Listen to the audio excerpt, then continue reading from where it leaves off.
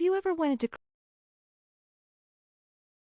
ever wanted to cruise the Caribbean with some of your favorite quilters? Join Susan, Bethann, and Sam as they bring you along for 7 days of sun, entertainment, and quilting classes specifically designed for machine quilters.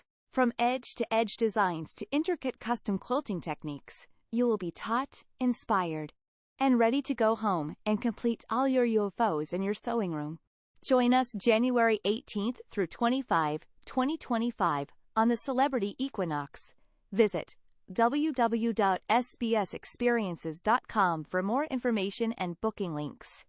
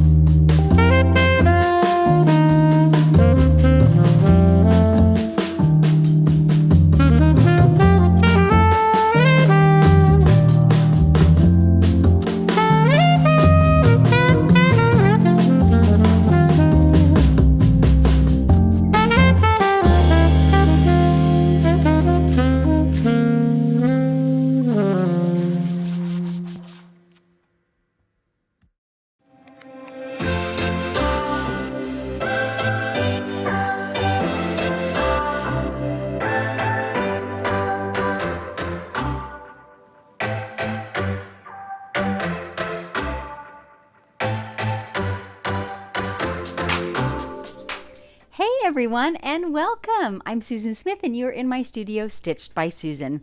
Today is Live and Unscripted Day, working on a edge-to-edge quilting project, entirely free motion, and all in real time. You just get to watch over my shoulder while I work. So as always, because we are airing this live, my husband, Mr. Producer, is behind the scenes, and we like to take 2 or 3 minutes at the beginning to kind of greet you and find out where you're tuning in from, while he has an opportunity to do sound checks and make sure that all the cameras are working and so forth. And then this little bit later today gets trimmed off, and so I'll come back on and do a proper intro at that point. Make sense? So we're going to just chat casually for a couple of minutes, and then later today that portion of the show will disappear, and the rest will be left unedited. So, it's a warm morning. I'm coming to you from in the Northwest, Spokane, Washington, and it's going to be over 100 degrees again today. Now, for us, it's just 9 o'clock in the morning, so it's just getting ramped up. But I'm curious where you all are tuning in from. We've been watching just in the countdown to the show. There's been folks from all over the world already tuning in. So I'm going to sip my coffee and say hello to some of you. Debbie in Wisconsin, faithful viewer. Judy, also faithful from Georgia. It's like getting together with friends. Tanya in New Hampshire and Zana in New York. Zarina, I'm sorry if I read that wrong. Judy in, I missed it. Zarina, yes. Okay, well, I am looking through the lights, let's just say. Judy is in England. So nice to see you. It'll be probably late afternoon for you. Liz, hello. And Helen in California. Noreen, finally found you live. Great. I'm so glad you made it here. Betsy in sunny Orangeville, Ontario. Angela in Athabasca, Alberta. You guys know by now I'm a fellow Canadian. I know exactly where those places are. Sandra in Brazil. Awesome. And Sherry in Arizona. Gail, Oklahoma City, I think that is. Lauren, good morning from sunny and humid Northern Illinois. Blessings for a great day. Thank you, Lauren. Darlene in Las Vegas with a big smile. HM Tiger, I think it was Ontario. Kathy in Michigan. Mr. Producer's whizzing them past me today. Sue in Nevada. I love this name. In Mesquite specifically. Nita in Pagosa Springs. Awesome. And Yolanda in Tennessee. Catherine, yay, it's Friday, and I'm catching live in humid Middle Tennessee. Judy, thanks for the pattern. We'll definitely make this one. Good. I'll talk about that more later on. Gail didn't care for our music. You know, we try to vary it a little.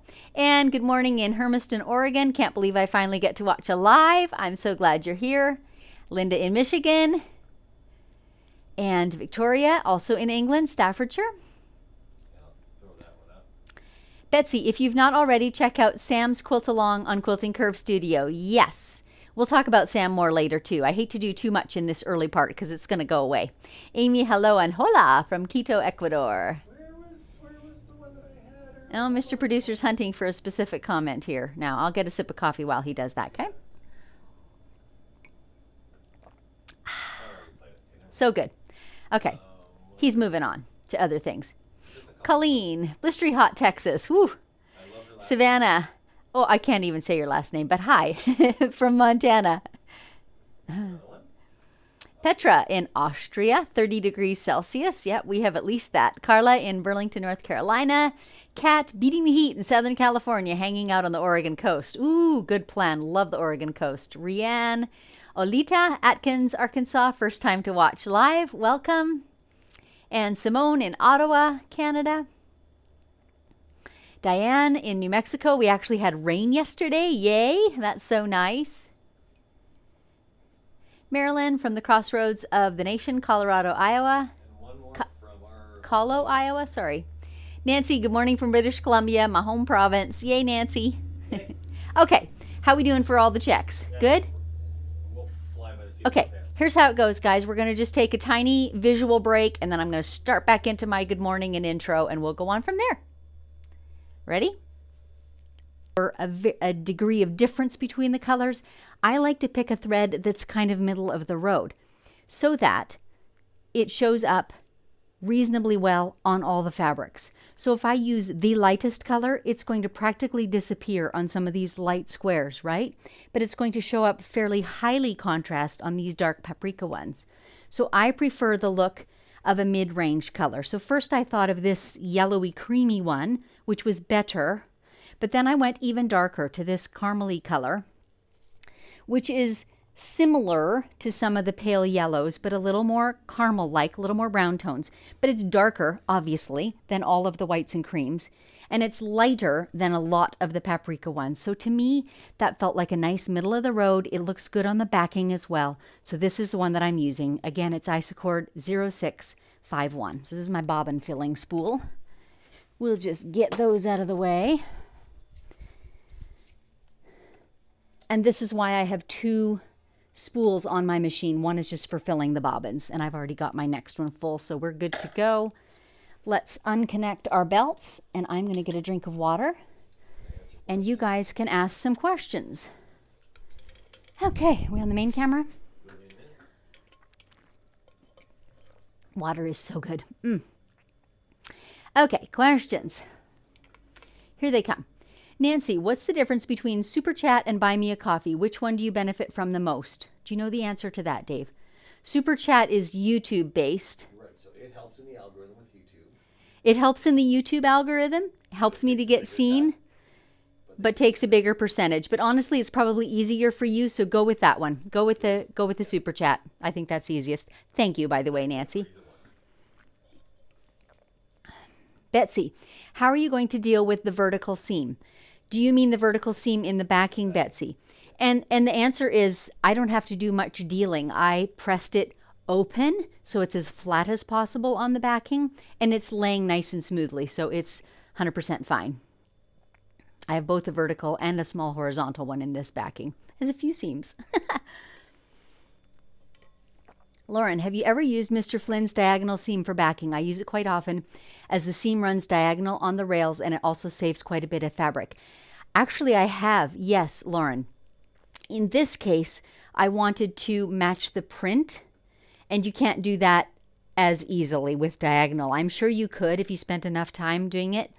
But I know what you mean. You cut a diagonal seam and you kind of slide them, and that makes it wider.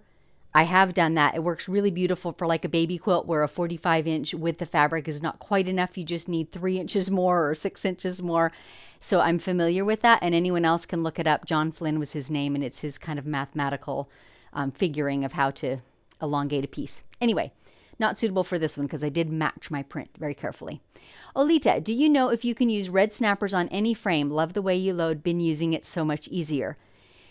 Olita, I think you can use it on most frames. A couple things are called for. One is a hem in the leader, because there is that initial little rod, little pipe that slides in there that I snap the red snapper to.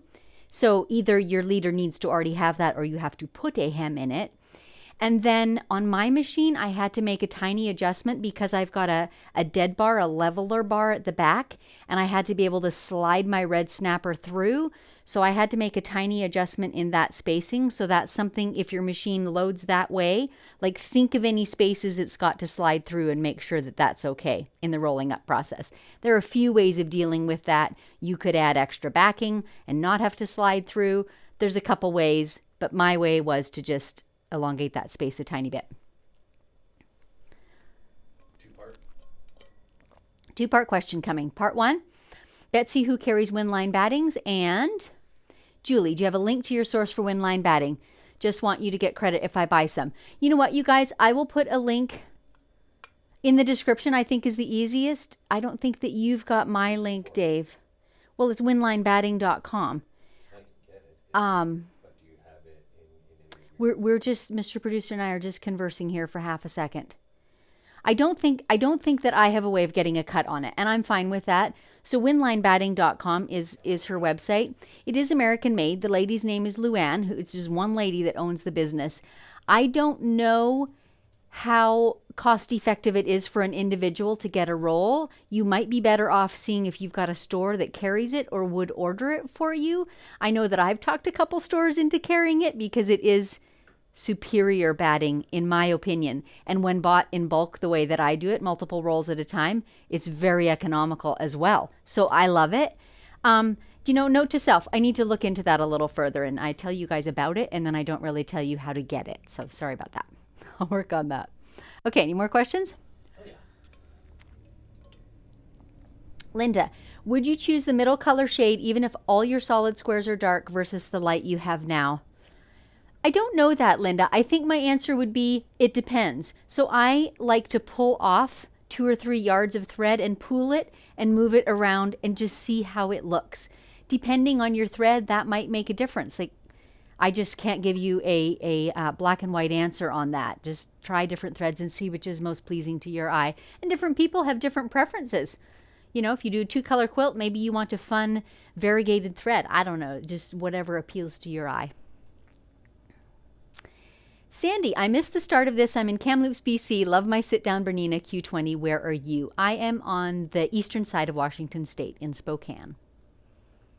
So not terribly far from you. Because of how she spells your word. Okay, Teresa. Susan, I've learned so much from watching your YouTube show. Thanks for being live and unscripted and showing us how you resolve thread breakage, how to keep the quilt square, and especially how to zhuzh out fullness. I knew which word you meant exactly. I mean, sometimes you've just got to make a word that's descriptive, don't you? I'm not the only person that uses it, but it does describe zhuzhing things.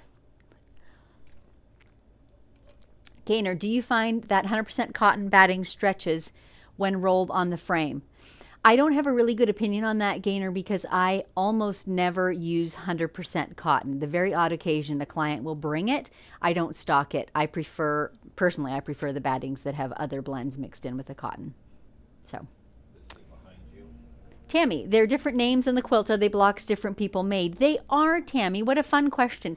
This is a friendship/memory quilt behind me. I have an online masterclass, and a group of my students made this quilt for me. Joan Parker was at the helm of it, and she organized it, and squares came and are signed from students all over the world. Super cool. It is a treasure. And one more, which you can answer maybe. You can look for YouTube episodes entitled The Friendship Quilt because I quilted it on this show. I think there were 2 of them. Go ahead. Olita, what brought you to move to the USA? Oh, lots of things. None of them have to do with quilting. But Dave is an American. My husband is an American. So it was a reasonably easy consideration for us. Yeah. Okay, let's get quilting, you guys. Put that water bottle aside. I realize I've got my ruler foot on here, and I think I'm going to change it to be my little darning foot. While I can indeed quilt with the ruler foot, do you want to put the close-up on, hon, and then they can see it? You might as well see what I'm doing. So this is a ruler foot. It's got the higher profile, right? So a ruler does not slide under it. But I don't need that for this quilt, and so I'm going to put on my lighter, slimmer darning foot. It just makes visibility that much easier. And it's just that easy to switch them.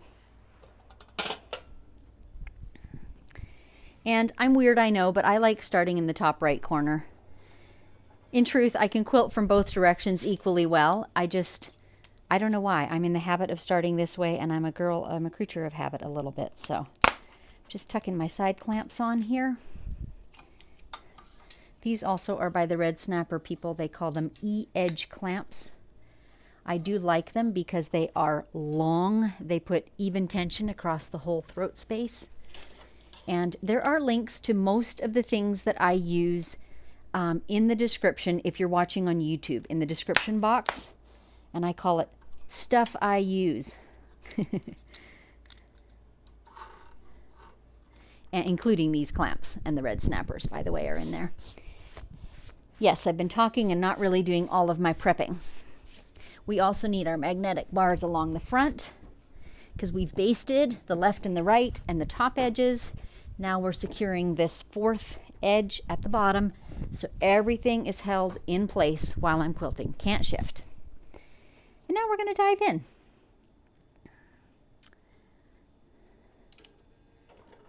Pulling up the bobbin thread.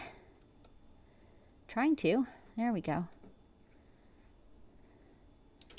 I'll do one more just to get my thread down through the foot. There we go. Hang on to my threads, do a few anchoring stitches, and we're in business. So we're going to quilt hibiscus today.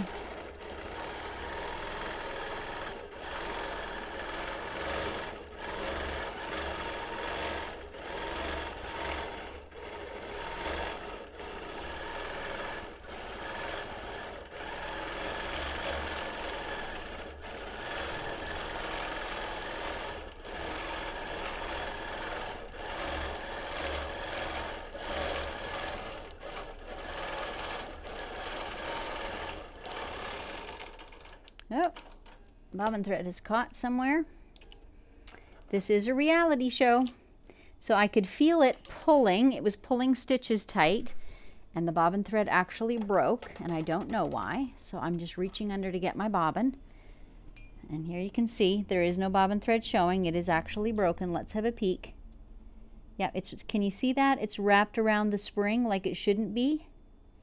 And I don't know why, and I'm not going to yank it because I'm afraid it'll pull the spring out. So let's try and loosen that thread. Move over to your right a little bit. To my right, like this. So my thread was wrapped around the post. I'm not sure why, but it was. So we'll fix it. We'll put it back in. We'll give it another try. I have had this happen when my bobbins are overfilled, and this one I don't think is. Can you see that? There's some red rim showing around the edge. You know, and sometimes things just do happen and there's not a definite reason. I usually just fix it once and start again, and if it goes, great. If the same thing happens again, then I start looking for deeper meanings.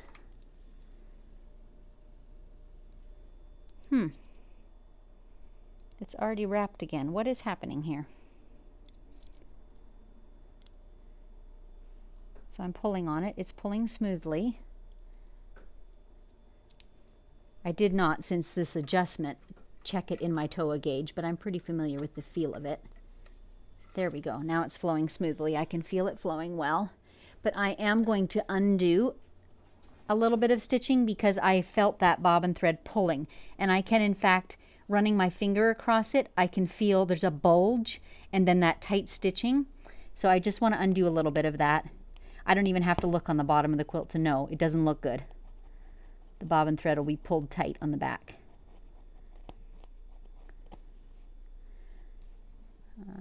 Can you guys see what I'm doing? Yep. I got it on the head camera. The bobbin thread is still caught under there. There we go.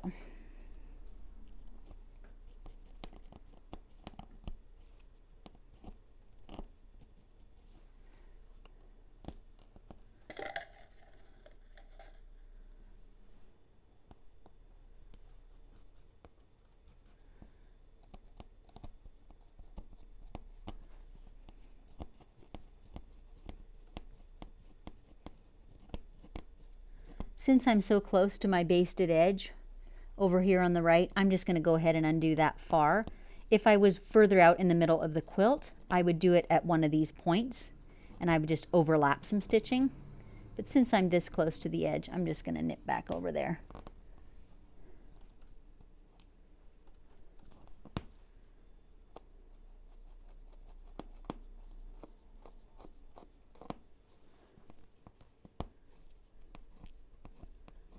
Well, we're off to a slow start, aren't we?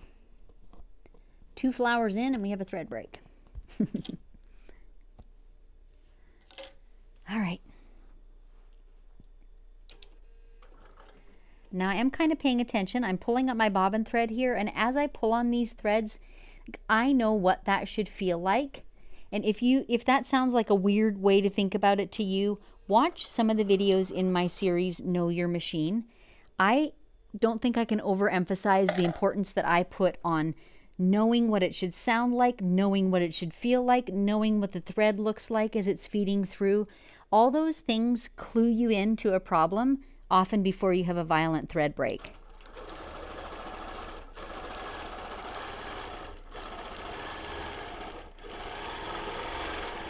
So I think it's really beneficial to get to know your machine.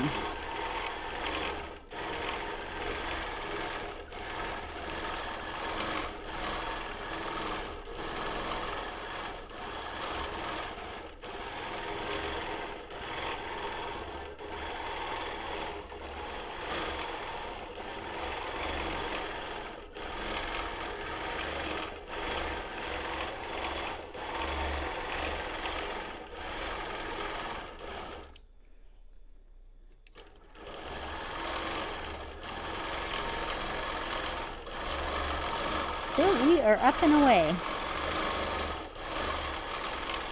For those of you who are new to the live and unscripted shows, and maybe who are newer to quilting, This is what we call edge-to-edge quilting, meaning the same quilting design is being laid down over the whole surface of the quilt. There's no stopping and starting for different blocks or different seams or thread color changes.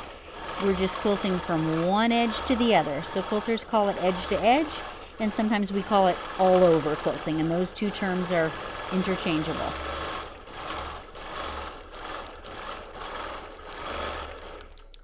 And our bobbin thread broke again, conveniently, right in the basting. All right, let's see what's happening. So this is number 2 episode, so I'm going to look a little deeper. What might that entail? Well, we're going to look at it inside the bobbin casing, and it's so short broken off that I don't see any problem. But I'm going to run a yard or so of it through my TOA gauge. Let's move Stella out of the way, and I'll show you my gauge. If you haven't used one of these, they're kind of genius. Mine is branded Bernina, but it's exactly like the TOA gauges. You snap the bobbin on, you hold it level, right? Don't hold it up like this looking at it. Hold it level. There's a little pulley system. You wrap your thread around, and when you pull, you'll get a reading on the side. So I'm not only looking for my reading of about 210, but I'm also looking for my gauge to not be wobbling. If it wobbles, that tells me the bobbin is not well wound and therefore not releasing thread smoothly. But it seems to be fine in that way. So all seems well. We'll try again. And I just can't see where I'm going under there. There we go. Again, the thread feels good. Let me put all my bits and bobs away. How nice that it happened right in the little basted edge, though I don't have to undo a single stitch.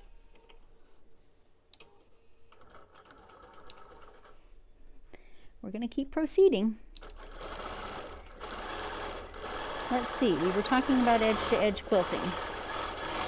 This is kind of my specialty. This is the type of quilting that I love to do. The kind of quilts that I love to make. Family use, I call them couch quilts. And I love the idea that you can do pretty quilting like this and make a beautiful quilt without spending an arm and a leg in terms of time or money in doing custom quilting, and it can still be really, really pretty. Some of the things that are important is that you pick a design that you can remember how to quilt, right? Remember the thread path so you can kind of do it without thinking. And that you build ways into it to move around the quilt top. I think someone emailed me yesterday and they were wondering how I move around a quilt top without sort of getting boxed into a corner. So I suggest today that you watch kind of the big picture of me quilting and see how I do it on this one. I'll describe it to you and then you watch and see if you can pick it out being done. I'm moving kind of diagonally back and forth across the quilt. So the area that's furthest away from me is getting quilted first. And this does two things. It keeps me from getting a funny corner far away from me that's blank and needs quilting and now I don't know how to get to it. And it also keeps whatever motif I'm quilting from getting stacked up in rows. Just the action of kind of laying down the motif. I mean, these are flowers, they're loosely formed anyway, but say I was doing circles, it keeps them from all going in the same direction and being lined up in rows and columns.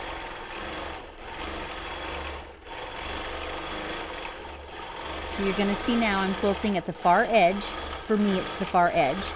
And I'm going to fill in some space up here before I go on and quilt the area closer to me.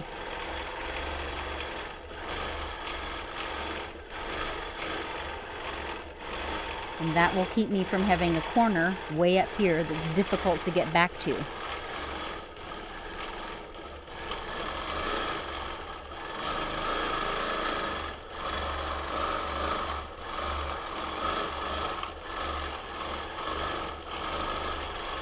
And from there, you just rinse and repeat.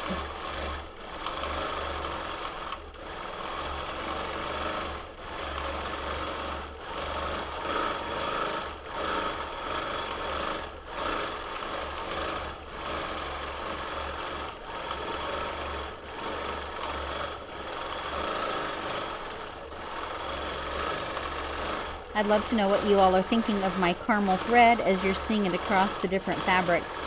I'm quite pleased with it.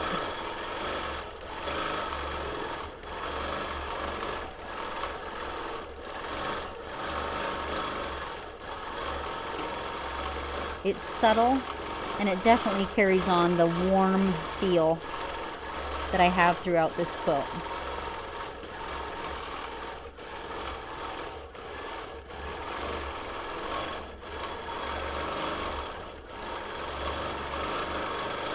I don't think with a quilt in these colors it could help but feel warm, could it? It was really fun rummaging through my scrap bins to pick out all these fabrics. My first idea was definitely a yellow and white quilt, and it's not really that. It's much more a gold and caramel quilt at this point. So, you know, I look back at it and I think, well, maybe I should have or could have left out some of these darker fabrics like the one I'm on right now, and the overall effect might have been a little lighter. However, you live and learn. You experiment. But I do remember when I was choosing the fabrics, making the very specific decision to include ones that had a little element of pink or rose in them. And I do love that. I just love the warmth of it. And also, as I quilt watch, I've just been so attracted lately to fabrics that have a little bit of metallic glint in them. So like this little checked one right here. I have yards of that stuff. I absolutely love it. Just a little hint of shine. It's so cute.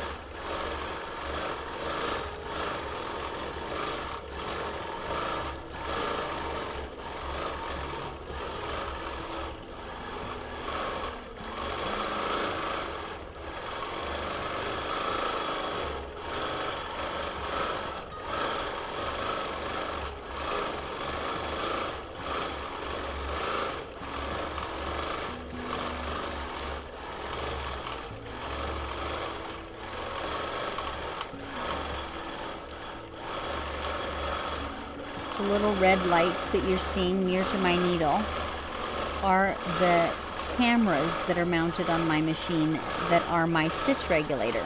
So there's a pair of them, and those two little cameras are reading the movement of the fabric, and that is what is regulating my stitch length. So that is an option for me, and I'll show you another option in just a moment.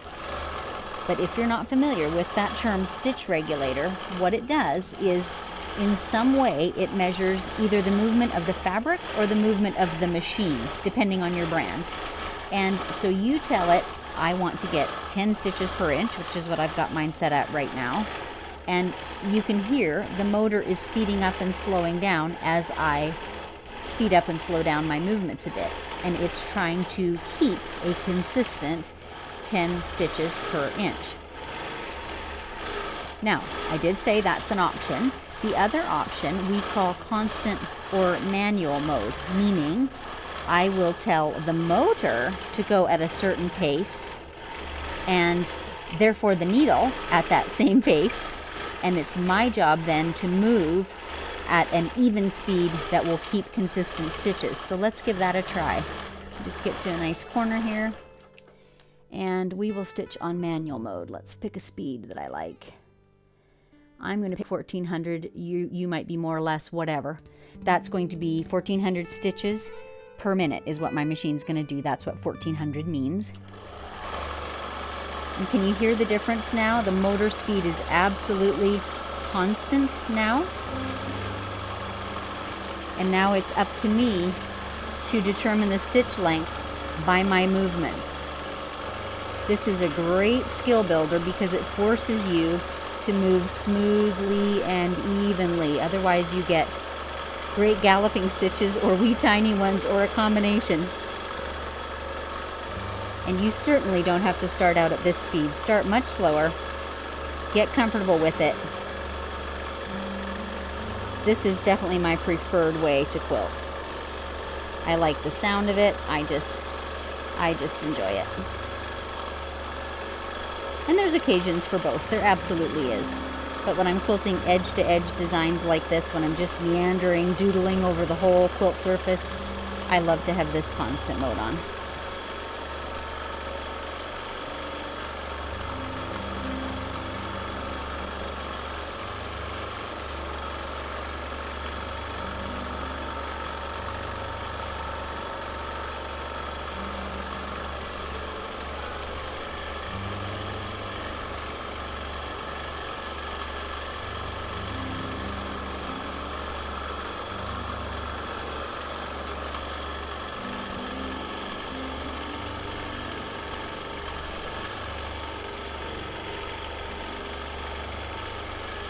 If you've got any questions about the things I've talked about or done so far, feel free to put them in the chat window. We'll take a little break when I get to the end of this pass.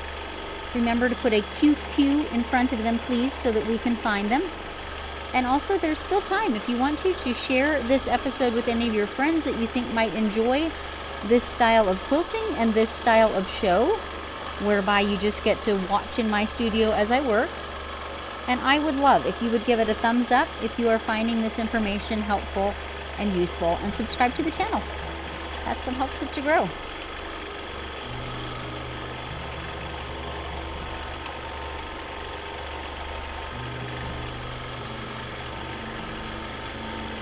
I mentioned earlier that I do have digital, online, and on-demand classes, and this design is one that I teach step by step in that class. And it's called the Freehand Quilting Masterclass. And it is actually not just a class, but a whole course with 6 modules, about 30 different quilting designs. Many of you who are here, I recognize your names. You've been in that class. So for you, this is a great opportunity to just see this design on a whole quilt. But the class is much more step by step. And also, of course, I do the quilting much more visibly on a solid fabric with a contrasting thread and break it down for you bit by bit. But if you're interested in that class or in learning more about it or getting on the wait list, you can do that at my website, stitchedbysusan.com. Follow the Learning tab. The Freehand Quilting Masterclass. There's tons of info there about it. At this point, it looks like I'll be opening the next enrollment in October. So you're welcome to hop on the wait list for that. Oh, I thought I heard the thread break, but it didn't. Okay. You're welcome to hop on the wait list. I usually have a nice little bonus for anyone who is on the wait list when I do open that enrollment.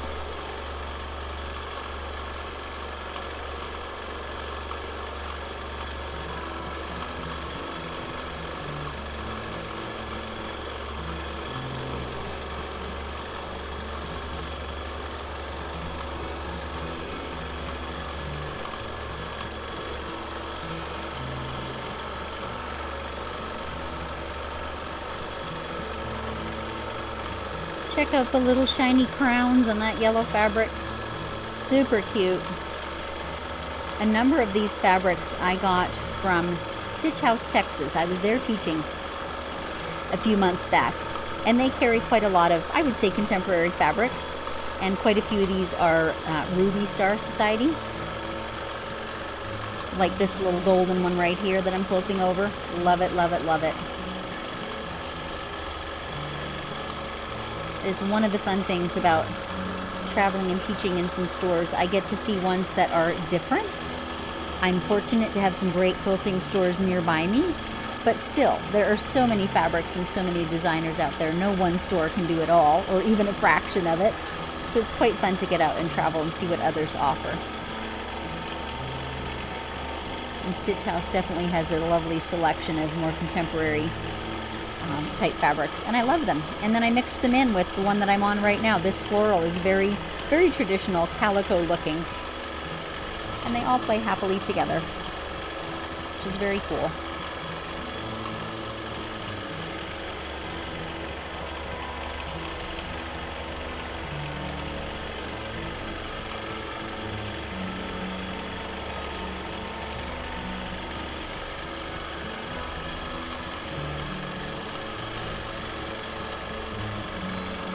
Just in case any of you are in the Texas area, I'm teaching there again the 29th and 30th of August.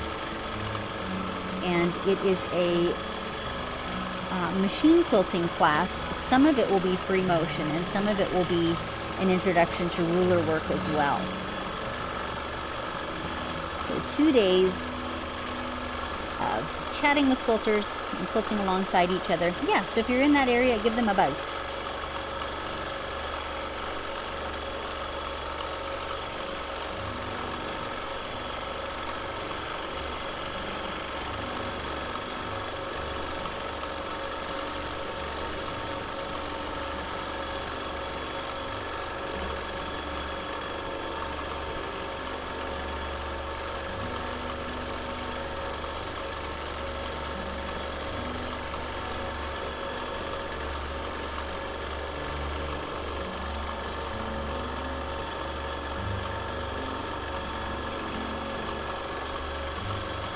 Oops, got a little wobbly there. Not worrying about that too much.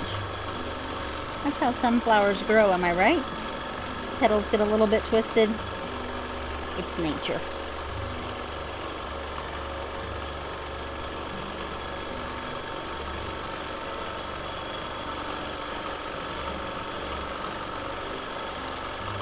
And look at this cute little fabric with the pink tufts. Super cute.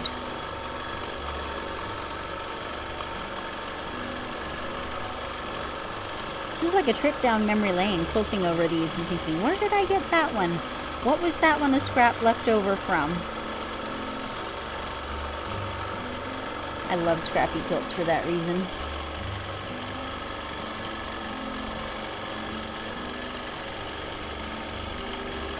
That little one with words on it was a backing. Just had little bits, long strips, you know how that is from backings left over.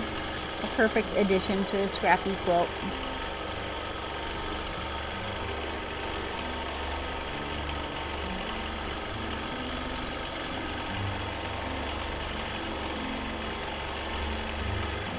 So this pattern again is my own design. It's not a pattern I've ever published, but I did put together just a one sheet pattern, simplified pattern that you all are welcome to use. It is free. Mr. Producer has pinned the link in the chat, and if you're watching this as a replay, I've put it in the description as well. So you are welcome to a download of this pattern. Make it your own. I would absolutely love, though, if you do use it, to please post it and tag me so I can see your creation. See if you went two color or something totally different. And I call it porch swing. Inspired by my Aunt Nancy's garden and yard. Her porch swings were the double variety. You remember the kind that sit in the yard that were had like a little platform? It's kind of an old-fashioned swing, but I sure do love them. Kind of a platform on the bottom, and people could sit on both sides. Two benches facing each other and swing the whole thing. Love it. Porch swing.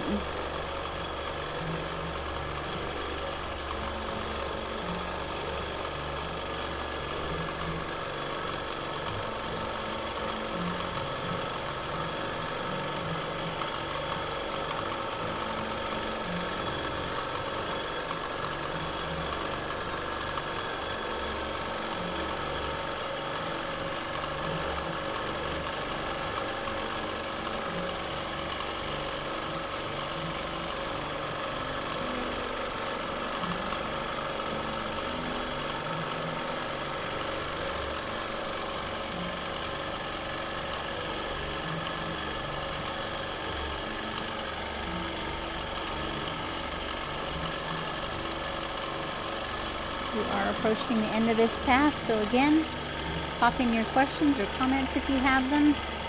Put a QQ in front of your questions so we're sure to see them and be able to search for them.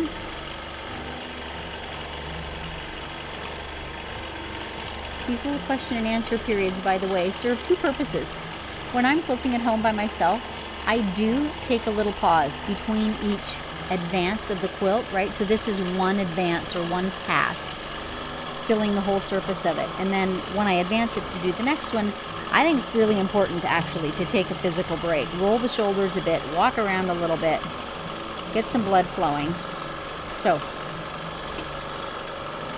that happens just a little. I don't walk around much on these shows, but in real life I do that between the passes. Get some shoulder rolls in, loosen up the neck muscles, things like that. It's important to not just stand focused on quilting for several hours at a time. That is just not a good idea.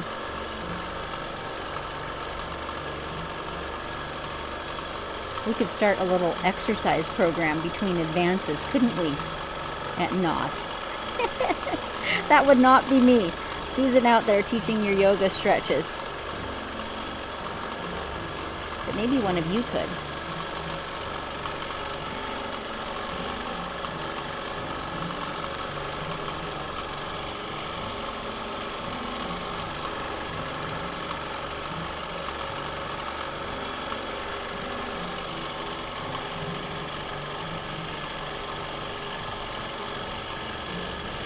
You can see how I'm just using my basting line on the edge to travel as needed and just filling this in till I think it looks like the pattern would if it was just repeating in there.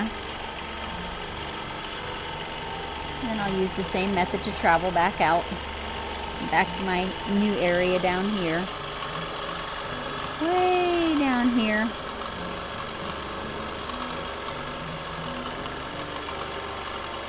Perfect. Okay, I will undo all the apparatus and we'll take some questions. I'll get some water and we'll chat a little.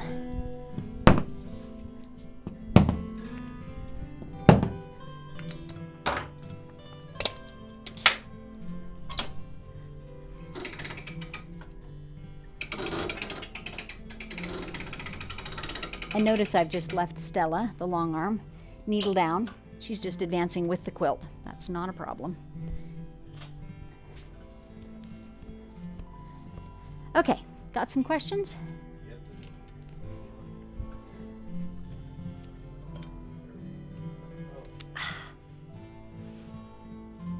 All right, Anne, my kitty passed away and I haven't been able to get past it. I've lost my Sojo. What can I do to get it back? Oh gosh.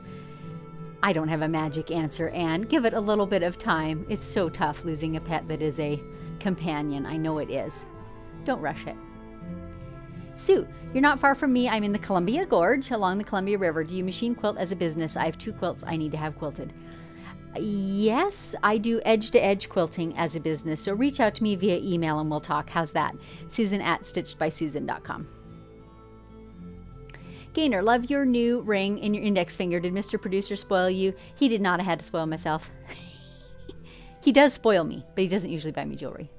Judy, do you use a spoon foot or bowl-shaped foot when quilting? Sometimes I do, Judy, depending on the quilt. If I had thick seam allowances or something like that, or, you know, excess that I needed to sort of skate over, I would use the spoon foot. But in this case, it's my own quilt, so I'm really familiar with it, and I know that it's pretty flat. I know that I twirled my seam allowances, so there aren't any thick ones. So I'm able to just use the little darning foot, which has better visibility, and I like it for that reason. Carol, is your batting 100% bamboo or half and half with cotton? It is 100% bamboo. Susan, Lordy, how can you talk and quilt like that? Amazing. Actually, Susan, it's funny. I just recorded a little podcast, haven't released it yet, about this process of automating something so that it's like running autopilot in your mind and doing something else. But really, short answer is it's just a matter of doing it many, many, many, many, many times, right? The same way like you can learn to ride a bike and talk too, but when you're first learning how to ride a bike, it takes all your concentration. This is like that. I've quilted so many quilts, it just now becomes more automatic. That's all it is. Catherine, you may have already spoken to this. Do you always use the same brand and weight of thread? Not always, but a lot. for no other reason other than I'm a little bit of a creature of habit. I stock this particular Isacord thread in a lot of colors, and I love it, so I tend to just stick with that. I do have some other things. For example, I have some Wonderfill threads. I love Wonderfill Deco bobbins because they're a lighter weight thread and therefore hold more yards, significantly more on a bobbin. And I have some decorative threads that I play around with from time to time. But this is my standard, if you will. I just love it.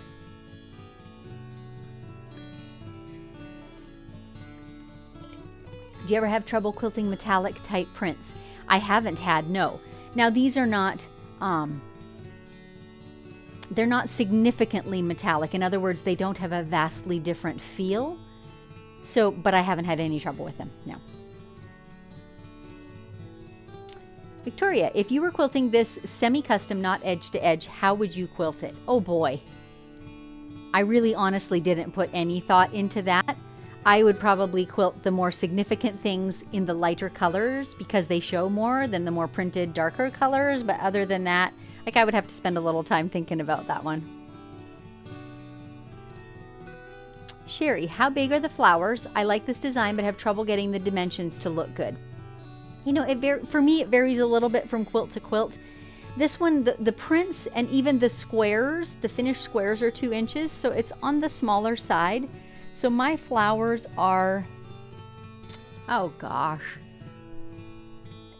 they're like the size of the palm of my hand, maybe a little bigger than that. The petals are probably 1.25 inches-ish. Does that help? Gives you an idea anyways, ballpark. Debbie, I'm laughing at the 1400. I'm in the 700s on manual. I need to quilt more quilts. You know, give yourself time, Debbie. I know you because you've been in my class. Give yourself time. And also, I do different speeds with different things. Like, for example, if I was quilting something small, like bubbles is one tiny thing, I would do it much slower as well. But this is particularly a larger design and one that I've quilted 100 times. And so, zoom right along. Noreen, do you ever do any sit-down long arm videos? Great question, Noreen. I have been doing more sit-down quilting, and in the freehand quilting masterclass that I've mentioned, all of the demos are also done at a sit-down machine. But I realize I've not done any YouTube videos that way, so hopefully in future that will come. I don't have a great camera setup for that at this moment, but I do hope to do that in the future because I know there are a lot of you that want to quilt at either a sit-down long arm or even at a domestic machine. And that's what I have as a domestic. It's not even a long arm. So hopefully more to come. Wendy, you call out the wobbles. I call out the, oh, that one worked well. I love that. Yes, let's keep a positive spin on it. Mary's asking, are you using a Q16? No, I have a Q24, Mary. It is the largest Bernina long arm, which I love. Again, my style of quilting. Larger, bigger, want to get fewer passes. Carol, when and where did you say you'd be teaching in Texas? August 29 and 30 at Stitch House, and it is in Richardson, Texas, specifically, just outside of Dallas. If you go to their website, guarantee you'll find information on that there. Tell them I sent you. Jerry, just a comment. When you thought your thread broke, it pulled hard on the mast and was unwinding from the bobbin and working its way up. Oh, interesting. So on the spool, maybe I should put a thread net on there if that's happening. Sharp eyes that you're seeing that. And this comes under the heading of know your machine, right? Know what it ought to look like. And when it's not doing that, make a change. So I'm going to go put a thread net on there just to be on the safe side. Tanya, how many fabrics did you use in this quilt? Oh boy. I'm not sure. I had about 8 white and cream ones. There might even be 10 because a few of them, like the one with lettering that I mentioned was left over from a backing, I didn't have much, and I just didn't have a broad selection that fit. But there's a lot more than that of the gold and paprika. There's at least 25 different ones for sure. I personally think if you're going to do a scrappy quilt, and especially if you're trying to get a range of a color, like in my case the golds, the more the merrier. You get a more sparkly look and not as choppy as if you just have a few different ones. Like 6 different ones is not enough variety, and you end up getting 2 side by side too often, and it just looks too sharp-edged, if you will. Somehow it softens and blends when you have lots of different ones. So a few of them are only in here a couple times, like I just had a small amount of scrappage and they only appeared a couple times, and that's fine by me, as long as the color fell within the family.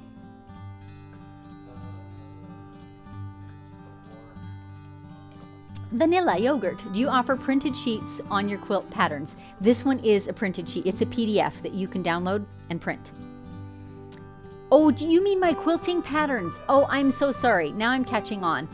I don't typically. I do within my freehand quilting masterclass where I teach them. There are printable sheets that you can download and print out. But I don't offer them elsewhere because they're for sale in that class. Does that make sense? So all the patterns that are in that class, I only teach there to honor those paying students. So you can see it here, whatever you can pick up from it, all yours. Zarina, would you do more custom in future classes? Thanks for asking that. I will consider that. I usually keep the custom ones low simply because they take more time and I cannot do a whole quilt. I can only do a portion in one sitting. So we're thinking, and this is maybe a good time to bring it up, we've been talking about doing a quilt. Maybe some of you saw a couple weeks ago, I purchased a quilt top that is all hexes. It's big, it's really artistic, it's like a wreath of flowers. Want to custom quilt it? So we've been talking about, Mr. Producer and I, could we pre-record this and then air it in sessions whereby I would literally play the video of me quilting it and I would be on air and chatting with you all as it airs. So maybe chime in. Let Mr. Producer know what you think of that idea. Like, would that be enjoyable to you to watch if it was split into, say, 3 or 4 segments? You could watch the portions that interested you. You could still submit questions, right? And I would still be there to answer them. But the quilting itself would be pre-recorded. Noreen, is there a link to your master freehand class? Dave will pop it into the chat, but also you can just go to my website, stitchedbysusan.com, follow the learning tab. There's lots of information in there for you. Okay, is that it? So I added a link for the section in Stitch House. It's in the comments. Okay, Mr. Producer has added a link for the class at Stitch House, Texas. It's in the comments. That's great. Thank you. I'll try and remember after we're off air to go and put it in the actual description that will live there forever too. Okay, let's get going. Advancing the quilt. This is a critical thing to me. This is important to getting a square and flat quilt result. So I have rolled my quilt forward, right? I always walk along the front of it and I tug on both the quilt top and the batting. I mentioned earlier that with the bamboo batting, it tends to want to stretch out a little bit on the edges and stay shorter in the middle. So if I don't manage that, I'll end up with my batting curving in like this, right? And I'll end up with a wrinkle somewhere here. So this helps, tugging the batting down to make sure it's pulled out equally in the middle. Not hard, just a little tug. Also, I look along this front edge. I have lovely straight seams here, right? Make sure that these seams are running parallel. So if you get a quilt top that is stretched out a little bit or has got maybe a border that's been quite heavily eased in, we get those all the time, you need to be managing that with each pass. Don't just smooth everything down because you're going to get to the bottom and have disaster. But if you will manage it as you go, each pass, make sure it's nice and straight, everything's pulled up that needs to be, pulled tight that needs to be, it will make your job much easier and you'll get a square and flat quilt at the end. So that said, we're going to go ahead and base this left side. I do a lot of this for couch comfort quilts by eye simply because I've done so many. I've worked with fabric my whole life. That works well for me. But there are checks and balances that you can put in place. You could, for example, put your channel lock on or engage your belt so that you're sure this basting line I just did is exactly perpendicular. You absolutely could. Another thing I have, which you cannot quite see, is on my leveler bar that's resting on top of my quilt back here, I have a tape measure. And so I can literally see where the right and the left edge are. And every time I advance my quilt, I can look at that measurement and make sure that it's the same. Usually, the quilt will have pulled in a little bit. It naturally wants to because you've quilted it. So I will often tug on the edges of my quilt to pull that out.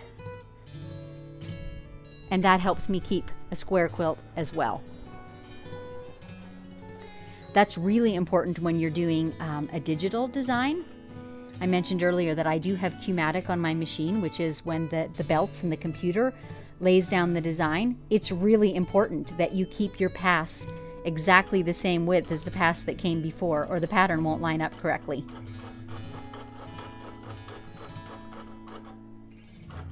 Like exactly, 1/4 inch off is far too much.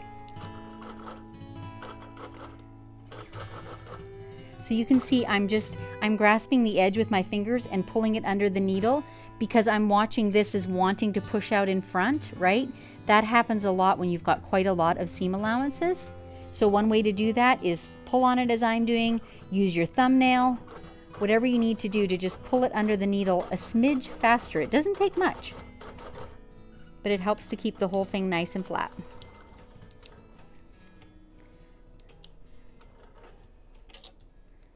Got it. Now we'll secure everything, our side clamps again.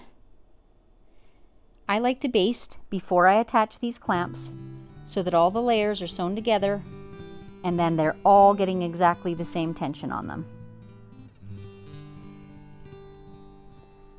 So I do that instead of clamping my backing and then basting. I much prefer to baste first and then everything's got the same gentle tension on it.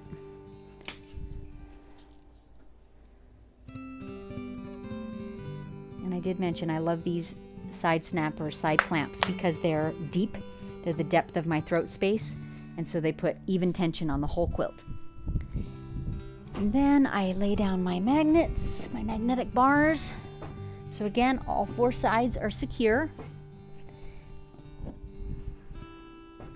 And one other thing that I like to do is alternate the direction that I'm quilting. So my first pass, I started in the right-hand corner and I worked left.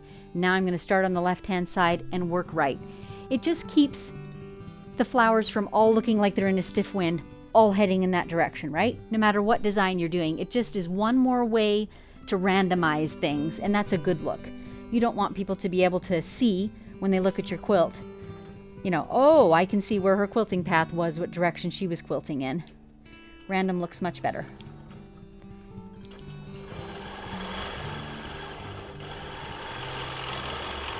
Let's take that stitch regulator off and go back to manual.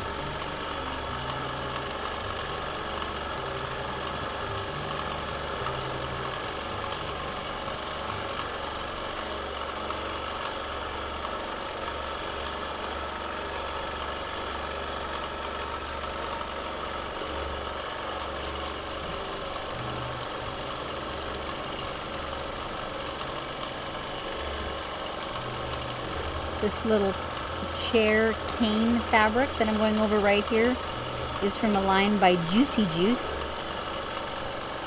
Giuseppe is his name. I'm trying to think of his last name. Roboto, I think. And we just ran out of bobbin thread.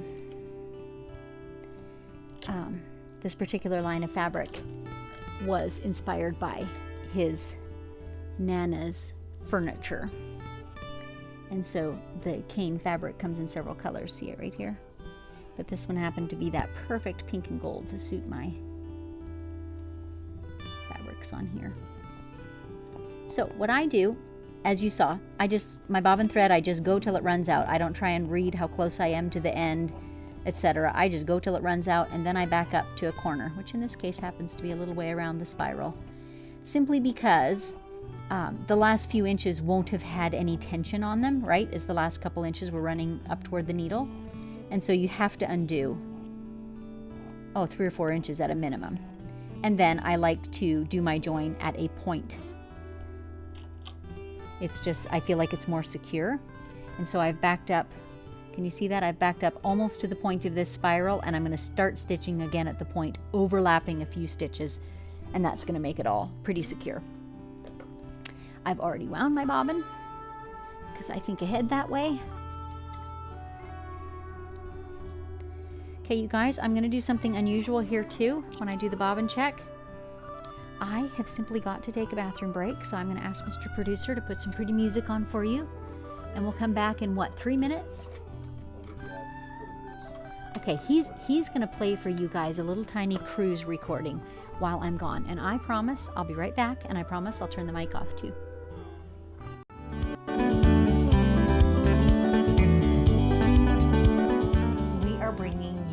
Huge announcement, and I say we because my husband is in the room here with me, Mr. Producer. And this is quite honestly one of his dreams that we'll be bringing you. So get ready. We're hosting a quilting cruise. This will be in January of 2025. And there's a couple things that I think are unique about this cruise. I mean, there are lots of quilting cruises, but we're going to approach it from a little different angle. For one, it's going to be focused on machine quilting, and with touches of business-related topics. But look who's coming along on our cruise. Beth Ann Nemish and Sam Alberts. You know, like I said, a well-rounded and very broad spectrum of classes and experiences. Those of you who are regular viewers here on my channel know that I do a lot of edge-to-edge quilting on what I call couch quilts. So very useful, almost utilitarian, but I like to show that it can be beautiful, and I like to focus on the whole skill of, you know, making a square and a flat and an unpleated quilt. So that's kind of what I'm bringing to the table. Beth Ann, what are some of the things that you're going to focus on? Looking at a whole quilt design, particularly in the sort of mid-custom field. So this would be a custom look without necessarily all of the specific stitch in the ditch and like the super tiny details. And this makes it a much more approachable way of thinking about quilting, one that does not take an eternity. So that is one of the things. And I'm excited to sort of tailor that design a little bit to dovetail with one of your classes, Susan. And also, I'm going to be excited to talk also about hopefully some background quilting, but not only small backgrounds, but also scaling them. And so it really then fits the needs for people who are custom quilting on a small scale, up to people who are dealing with larger scale, say even pantograph versions, and learning to scale those designs appropriately. Okay, and Sam, I know that you talk a lot about quilter's block. What does that mean to you, and how are you going to integrate that into your classes? Well, sometimes we look at these large sort of the quiltwork style quilts or the paper piecing quilts, and we get quilter's block, kind of like writer's block, and we just don't know what to do. It's just so massive. And I want to focus on that stitch in the ditch idea and how to approach these huge quilts and break it down into smaller elements and plan through that, and how to look for the inspiration in the fabrics and the quilt and the design and the all over there. And by the way, if any of you have not met either of these ladies in their quilting before, Beth Ann is White Arbor Quilting, Sam is Quilting Curve Studio. Take a look at their Instagram feeds, take a look at their websites, and it will give you a really good idea of the flavor of their quilting. I just can't emphasize enough that our whole goal is to bring this well-rounded, immersive, connected group of classes together for you so that you can go home at the end of the cruise with just a tool belt full of information and knowledge and skills that you can use in your own quilting studio. But let me tell you where you can go if you're interested in reading more information about it, and if you're even interested in booking. but this I want to highlight specifically. We've given you the ability to sign up under any of We 3 teachers so that you've got an opportunity to kind of honor maybe someone that you've been following for a long time and admiring their work. So if you came into this group today because you're a follower of Sam and her work and you just want to get out there and meet her, put Sam's name in there when you go to book your ticket. Likewise, Beth Ann or Susan, and it's just our first name, so easiest possible thing. So I have a lot of opportunities to teach, and I just absolutely jumped at this one, and a couple of reasons why.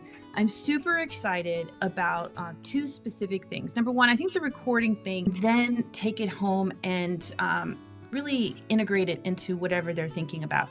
And this is so hard for students when they teach at conventions, or when I interact with people at conventions, they get so overwhelmed with the amount of material. And so I think that it's really a key part of it that I was really excited about. And the second part is I am so excited about the integration between the 3 of us, and that throughout all of our planning discussions with this, we've really been talking about how a person can take every class and really go through essentially an entire life cycle of the quilting, learning to quilt process, so that everything from sort of the basic quilting all the way through custom quilting is really thoroughly covered. And I think that that's really exciting, rather than a piecemeal approach that a student might receive maybe at a convention or something like that. Okay, Sam, your internet's been kicking you in and out, but here you are. Have you got anything that you'd like to add? I love connecting with people, and I'm so excited to be able to do it in person. There's nothing like being in person on a cruise in the Caribbean. I'm just so excited. This is going to be great. All 3 of us together.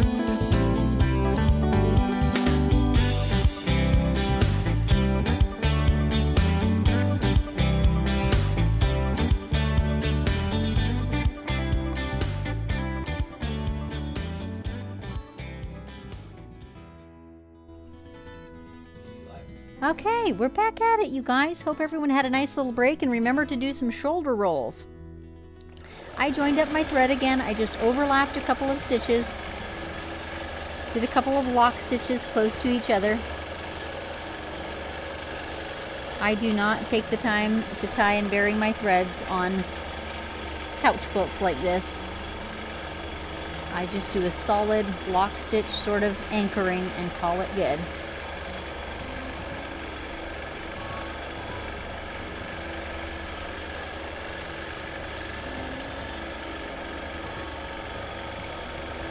And today I do have exactly the same thread in the bobbin as I have on the top.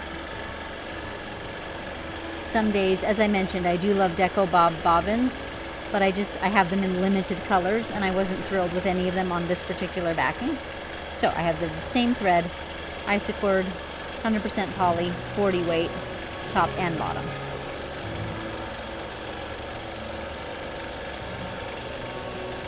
Quick reminder, if you are enjoying this, finding it helpful, do give it a thumbs up. Subscribe to the channel if you haven't already.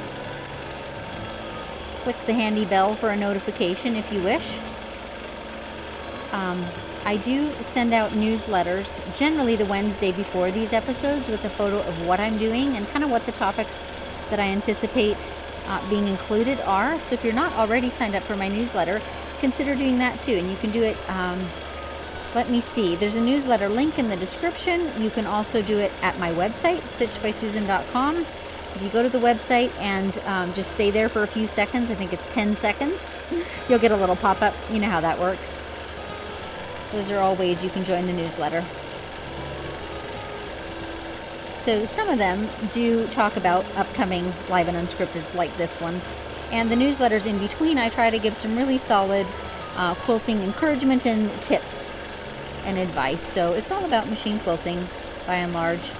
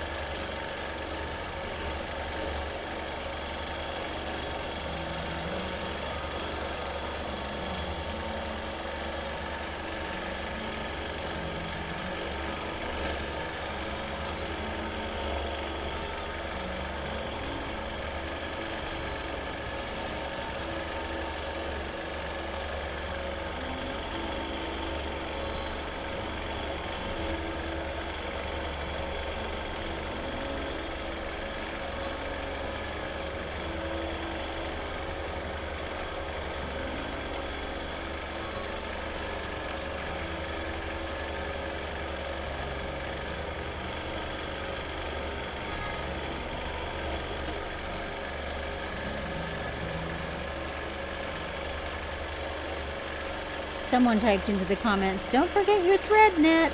So while I was on break, I did tuck that thread net on.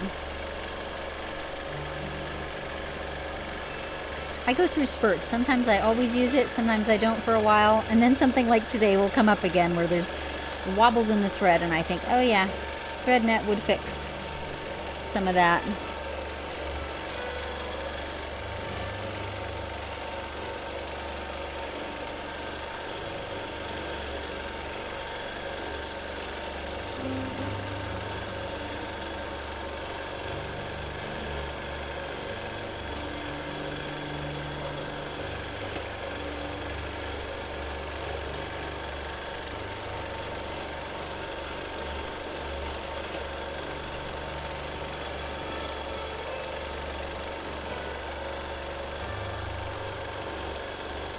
So next week we will not be airing a live episode for sure because I am heading off to our church's summer camp. I am the camp cook. I don't know if you guys knew that I do that, but as a skill I learned in childhood for various reasons. If you know my story, you might know some of those reasons, but I did a lot of cooking for crowds in my growing up years, and it's a skill that I absolutely love having, and it's really fun to cook at a summer camp.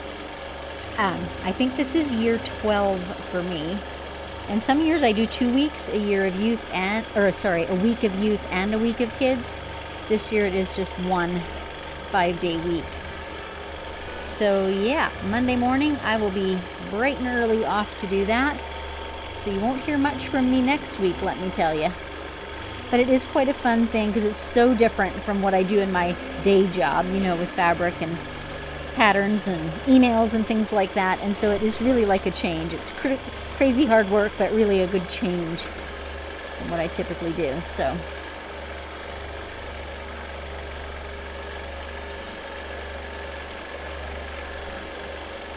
I cook all kinds of different things for the kids, but we traditionally end the final morning of camp is always homemade cinnamon buns. I don't even know how many thousand cinnamon buns I've made in those 12 years. A lot.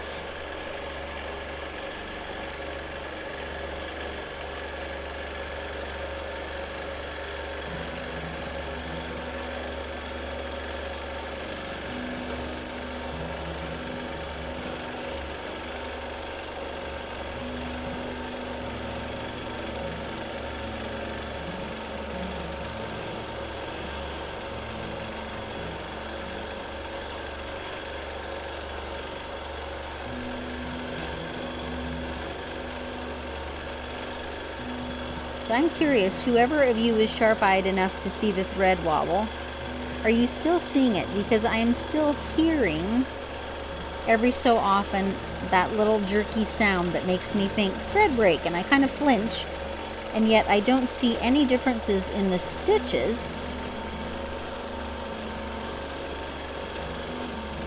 I'm just trying to be really attuned to that.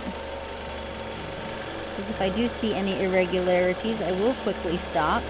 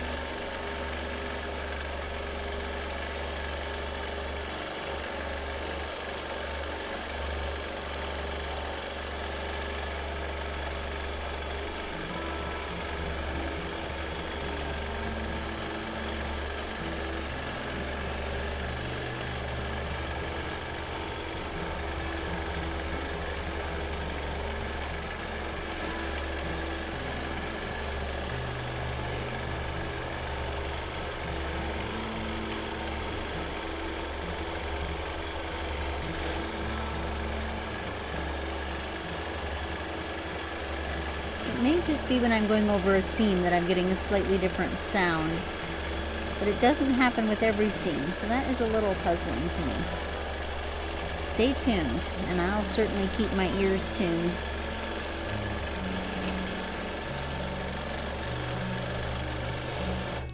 going to have a look here. It seems to be feeding really evenly. Huh. 'Tis a puzzlement. Which movie was that from? The King and I. 'Tis a puzzlement.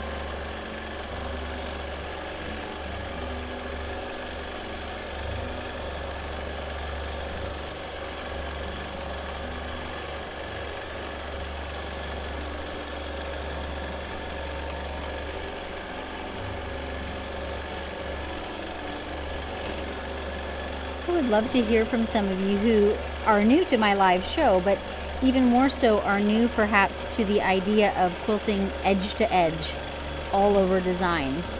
And maybe you've been of the thinking that a quilt that's special or a gift needs to be custom quilted. And I'm just curious what your feeling is after seeing this one come to life. Do you see how there can still be beauty in this type of edge to edge work while being very quick? And in terms of making gifts, you're not investing your life savings in terms of time. And also, if you have a business, this can be a great way to make beautiful quilts, to help others finish beautiful quilts without it costing hours and hours and hours of time. And it is a whole other skill set, and there are considerations. And I mentioned that this is kind of my favorite way of quilting and my area of expertise, because I've kind of made a science of thinking through, how do you create a good edge-to-edge design? What makes a good one? How do you edit them or adjust them when they're not working? And how do you make them really, really be beautiful? So I would love to hear your thoughts. Do you think that this is creating beauty on this quilt, adding to it and not detracting? Or do you think that custom quilting is pretty essential? And no opinion is wrong. I'm not trying to convince you one way or the other. I'm really curious to hear your viewpoint, and different quilters certainly have different tastes, and that's the beauty of it.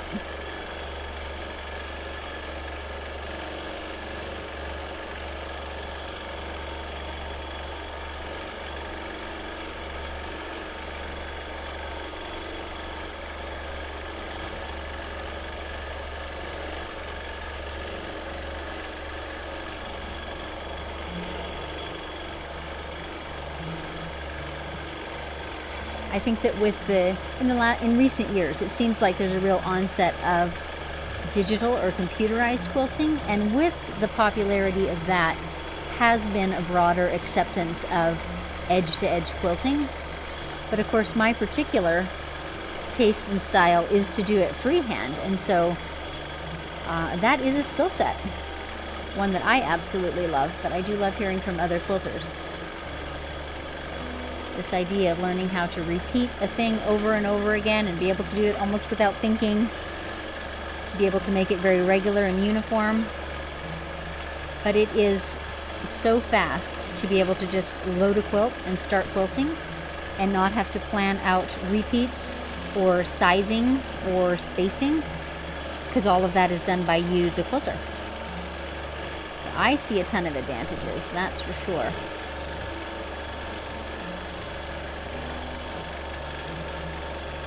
Plus, it is as unique as your handwriting. So your quilting will never look like mine exactly, or like anyone else's. So it is very personal too.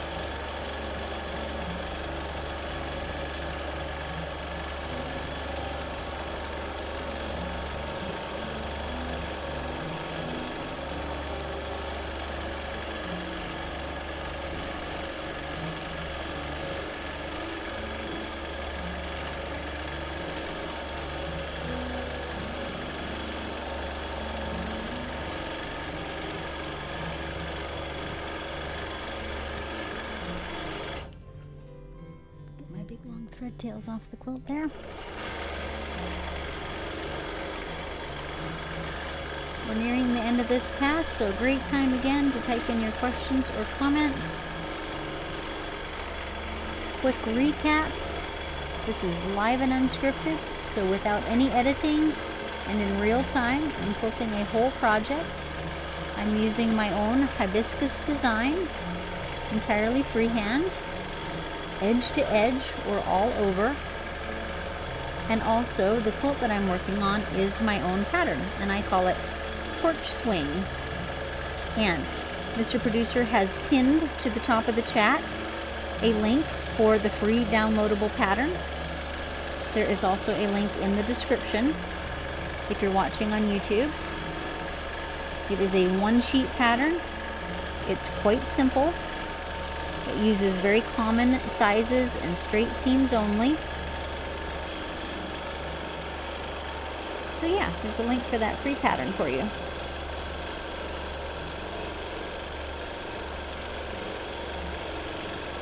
It's a great time, if you haven't already done it, to give this episode a thumbs up, subscribe to the channel, and even click the bell for notifications whenever I am going live.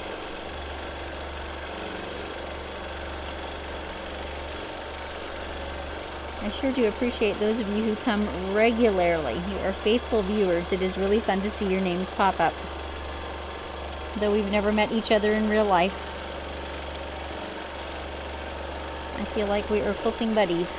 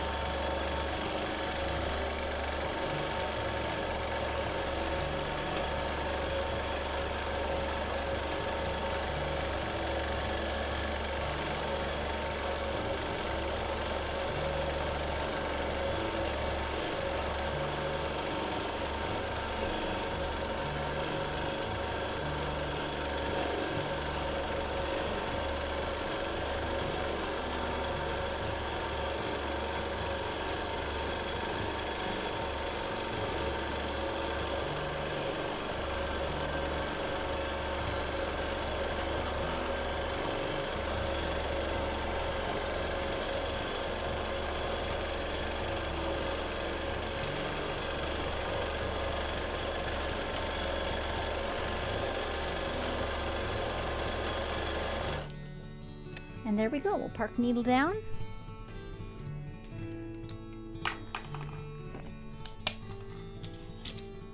Shall we talk first and do our advance after?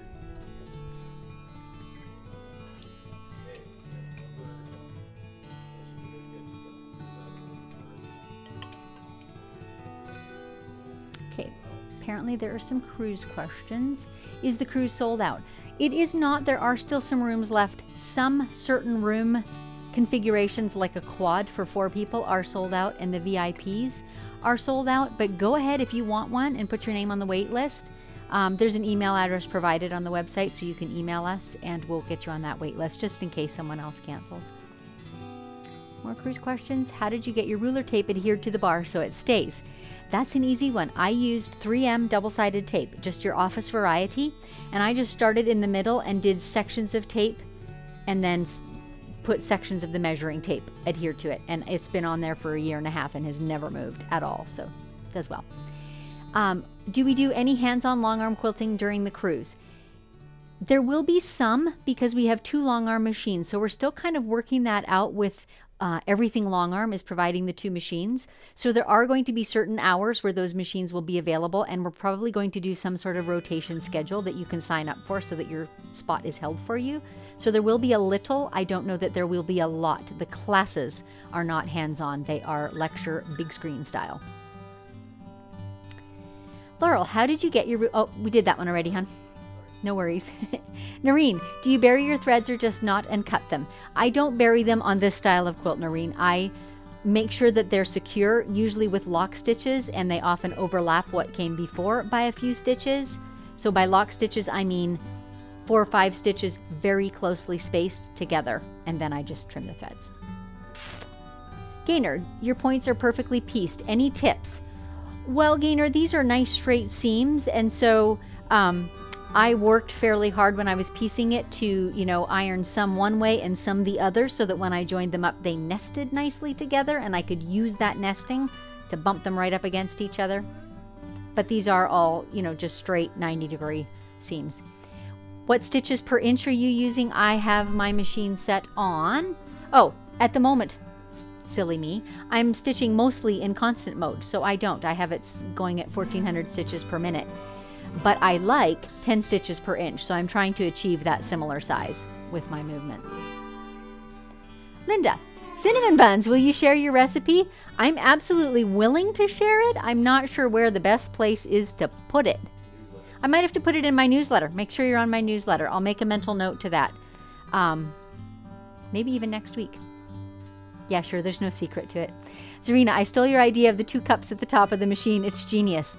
It wasn't my original idea either. I saw someone else putting a cup on top of their machine, so let's pass it on.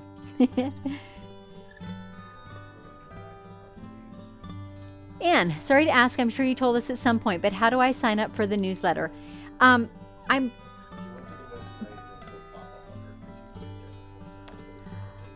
Oh, Anne, great question.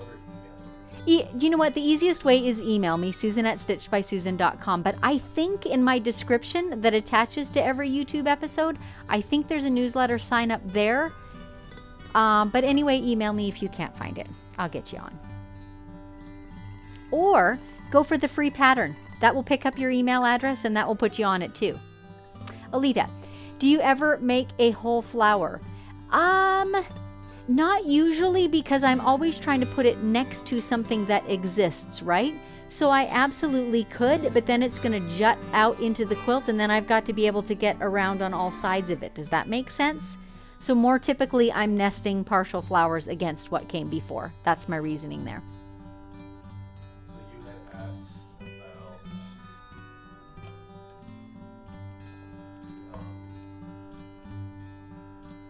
if they liked edge-to-edge or the custom. So these are a few of the answers. Okay, so these are some of the answers to my question about what do you think about edge-to-edge versus custom and beauty and all those things. Carrie, I'm enjoying learning your edge-to-edge styles because I don't want to have to invest in the computerized system or keep lots of stencils. I also like that it will be unique, like snowflakes. Absolutely. So similar We might even quilt the same designs, but your hibiscus flowers will never look precisely like mine. So yes, unique. And there are so many qualities about this that make it efficient and fast and absolutely pleasurable to create. Gretchen, I love edge-to-edge quilting, and I do think it is an art form. I prefer hand-guided over computerized, and pantographs are my preferred way of quilting simply because I'm pretty good at it. You know, go you. I've hardly ever done, when I say pantographs, I'm thinking of the actual paper pantographs and following them. I've hardly ever done that, so I'm not good at that. Maybe by pantographs you just mean edge-to-edge. That is starting to be synonymous too. In any event, what you're good at, you absolutely should do. Barbell, I love to quilt custom, but an E-to-E is just faster. It is. And there's reasons. There's absolutely reasons and appropriate places for both, but edge-to-edge is far faster. Okay, two-part question. Red Knits, I love your idea. Freehand edge-to-edge. I don't have a computerized system. Love learning your designs. They are perfect for me. Awesome. That's so great to know. And I try to devise a variety of them, you know, for different types of people, for different tastes, that sort of thing. Teresa, I also love hand-guided free motion quilting. I don't have a computerized gizmo and will probably not ever get one since it's the process of quilting that I'm in love with. I'm with you on that. And you know, I invested in mine simply because as a representative for Bernina and teaching their classes, I need to be somewhat knowledgeable and competent, right? So that I can present and answer people's questions about it. And it's good to learn new skills. So I have no regrets. I enjoy using my computerized system, but this is still my first love. There's no doubt about it. Noreen, I use a sit-down machine, so I have to use pins to secure my layers. I took a solo cup and poked a hole in the bottom and fit it on one of the thread spools to keep my pins in as I'm quilting. Yep, absolutely genius. On my last machine, it had some kind of peg that I used to keep my solo cup on. This machine, I had to put a magnet there because there wasn't a peg. But yeah, quilters figure it out, right?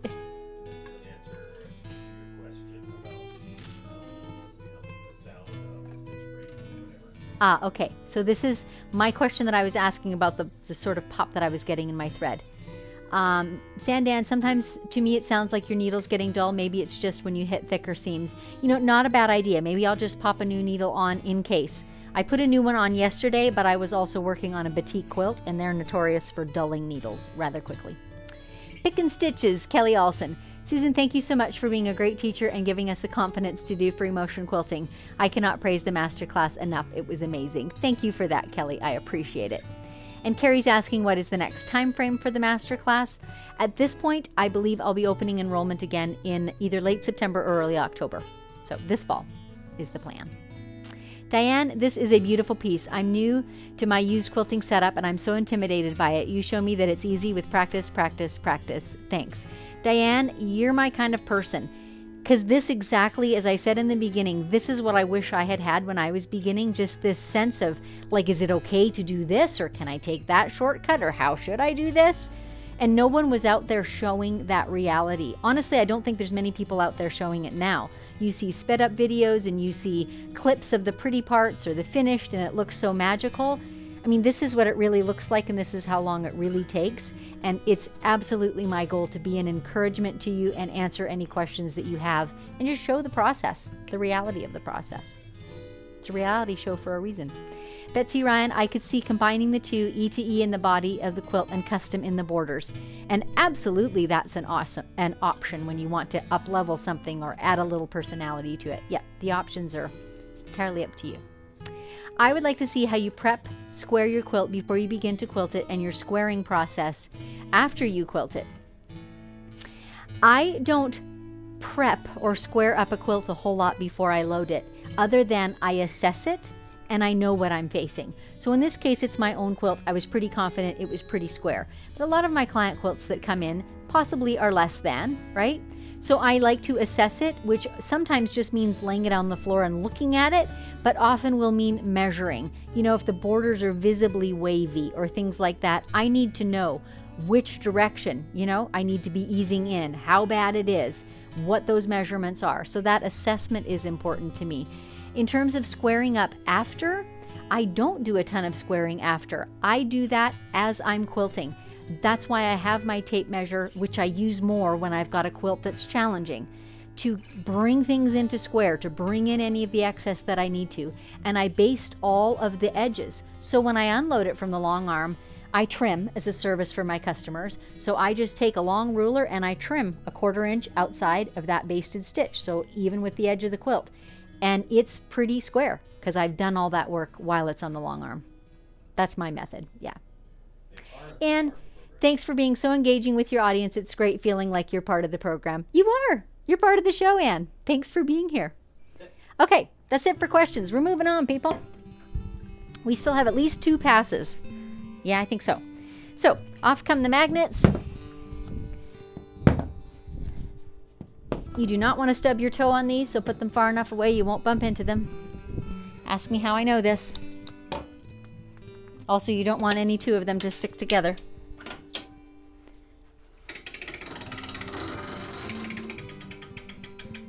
Yep, we have 1 pass in a little bit. I'll show you. Here's the end right here. So again, I'm tugging my quilt a little bit because it's wanting to pull in on the edges. I'm seeing that. And if I need to, sometimes I will do this. The bigger the quilt, the more likely I am to do this. From the center of it, I will push and push hard out toward the edge, pulling and tugging on it. It's amazing what a difference that can make. You can make a 1/2 inch of difference rather quickly that way. I was working on a quilt yesterday that was 108 inches square, and every time I advanced it, I had to really work to sort of get it back out flat because it wanted to pull in so much with all that quilting. Tugging along that front, again, tugging the batting as well as the quilt top, visually checking that my seam lines are straight along the front of that roller. And then we'll quickly lay in our basting again.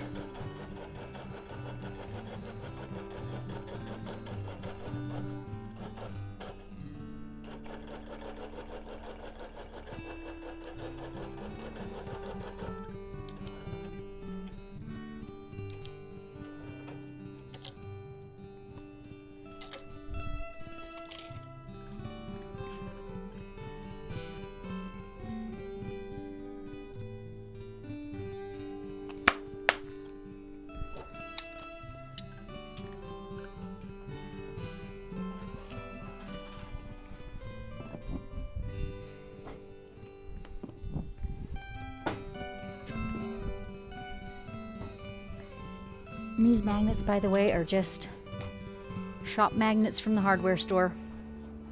If you can't find them locally, I do have a link in YouTube anyway, in the description below the episode. There's a whole section of stuff I use. They're in there. But if you can find them locally, I do like to promote local shopping. I just put the links in there for those of you who perhaps can't find them locally or don't feel like going shopping for them.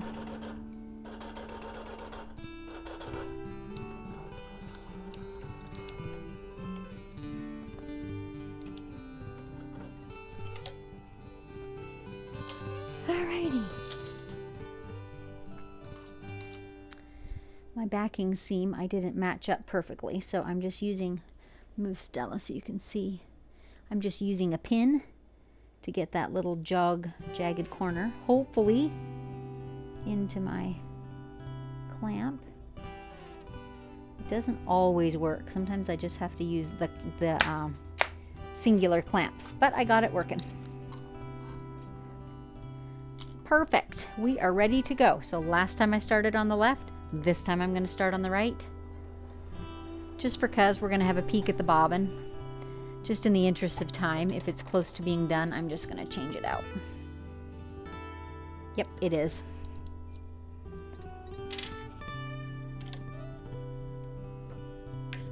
Again, when I'm working on my own, I just go till it runs out. Whoops! As I demonstrated for you. But we've been on air quite a while already, and we've still got some more quilting to do. So in the interest of saving time, I'm going to put a fresh bobbin on, and I'm going to try and see under there to put it in place. Got it. And I'm going to get another bobbin winding so that it's ready for me.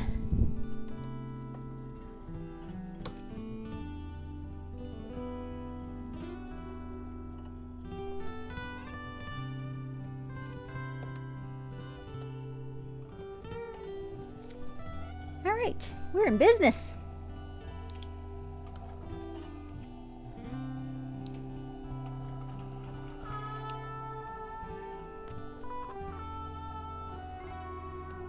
Manual mode, here we go.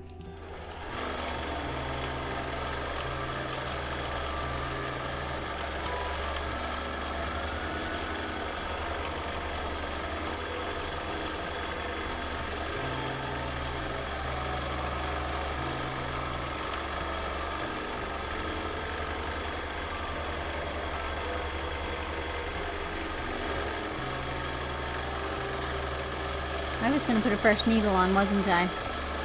Well, I did not get that done.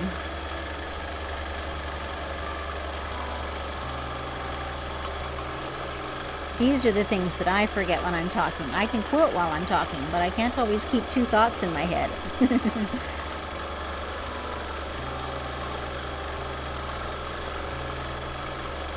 Although I'm not hearing the needle typically popping in the fabric. Every so often and on certain fabrics I do, but not everywhere. Today I actually have an 80-16 needle on, which is a little thicker than I sometimes use. Am I saying that right, you guys? You know what? Hang on a second. I'm going to go look, because now I want to know, now that I've started the conversation. What needle do I have on here? I broke a needle on my batik. I've got 80-12, 80-12, that's the size I've got on there. I've got an 80-12 top stitch needle loaded at the moment. Top stitch needle, I learned, just has a slightly longer scarf and eye of the needle. And I quite like that actually. That's my current favorite needle, the top stitch.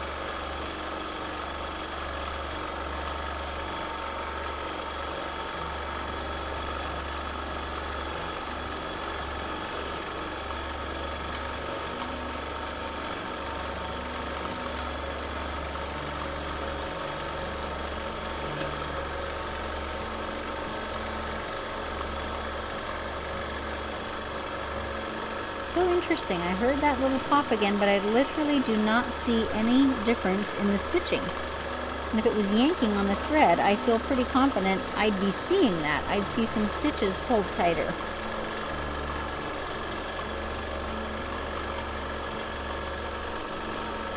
I'm just not 100% sure what to make of that. When I walked around to the back of the quilt to scooch it out toward the sides, I did take a good look at the stitching from the back, because that's often an indicator too. Sometimes things can get by you on the front, but it all looks good on the back too. So the proof is in fact in the stitching. Every so often you'll just get a quilt, and it must have to do with the fabrics that are in it, or the combination of fabric, thread, needle, but it just seems to have its little idiosyncrasy, and then when you swap out to the next quilt, you don't see that anymore. So we'll see what the next quilt brings.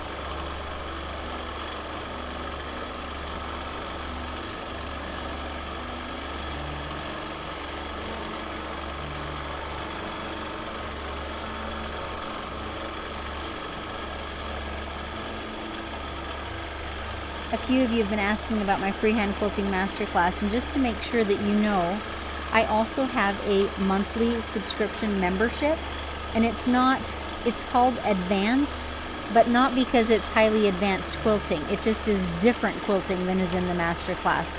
Each month I put new lessons in there, and some of them are new freehand designs, Some of them are more custom quilting type designs. Some of them are case studies. So kind of a behind the scenes look at a particular project that I worked on. Anyway, I am right now running a special on that where the first 7 days is free. So you can have 7 days of access to all of the content. There's over 40 different lessons in there. And see if that is appealing to you. Now, because it is a subscription, you do have to sign up and provide payment information. But if you decide not to keep it, you just cancel before the 7 days come to an end and you're out of there and no charge at all. So how do you find that? Let's see.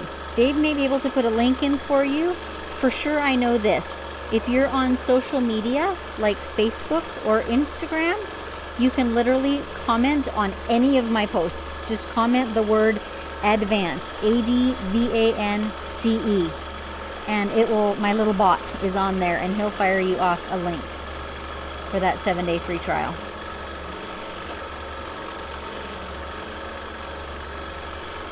I'm pretty sure, I'm 99% sure actually, that I put it in the description of this episode too. So,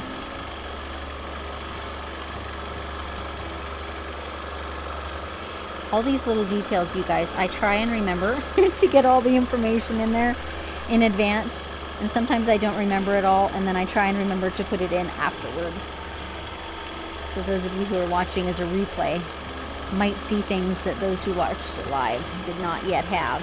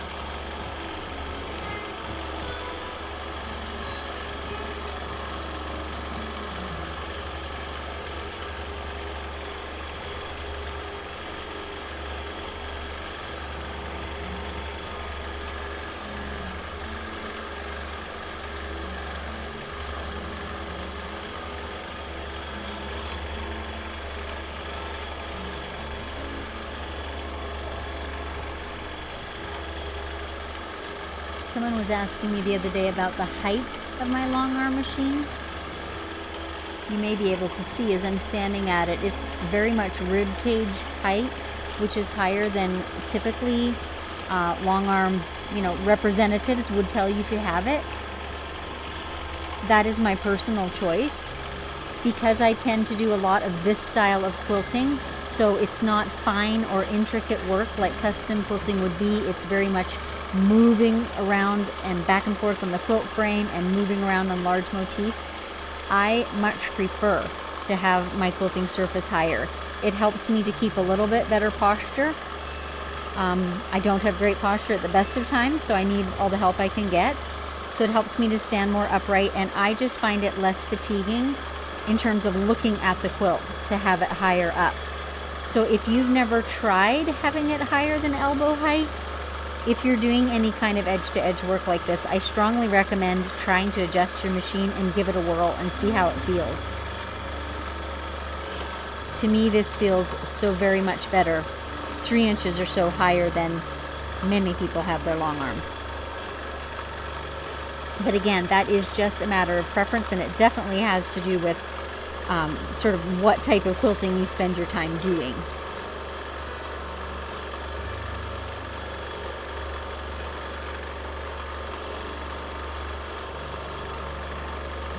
And some of you may be fortunate enough to have hydraulic lifts, in which case it's very easy for you to try a different height. So then, yeah, I would mess around with it and explore a little bit and see what that feels like.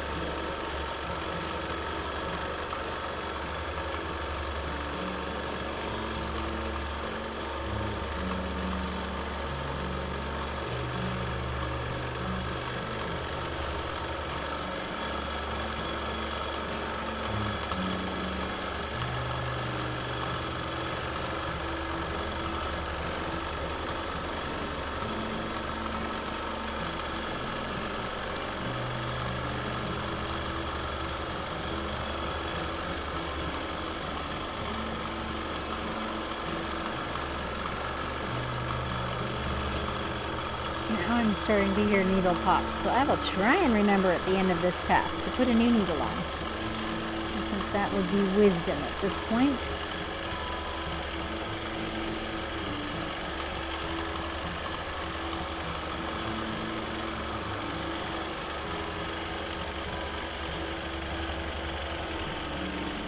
For those of you who maybe haven't heard that term before, just needle pop is just when you can hear every stitch when it's piercing through the fabric, and that's usually an indicator of a dull needle. Although sometimes it's just an indicator of your fabric. For example, with the batik, which is a very tight weave, it pops no matter how fresh and sharp your needle. You just can hear every time the needle goes into the fabric.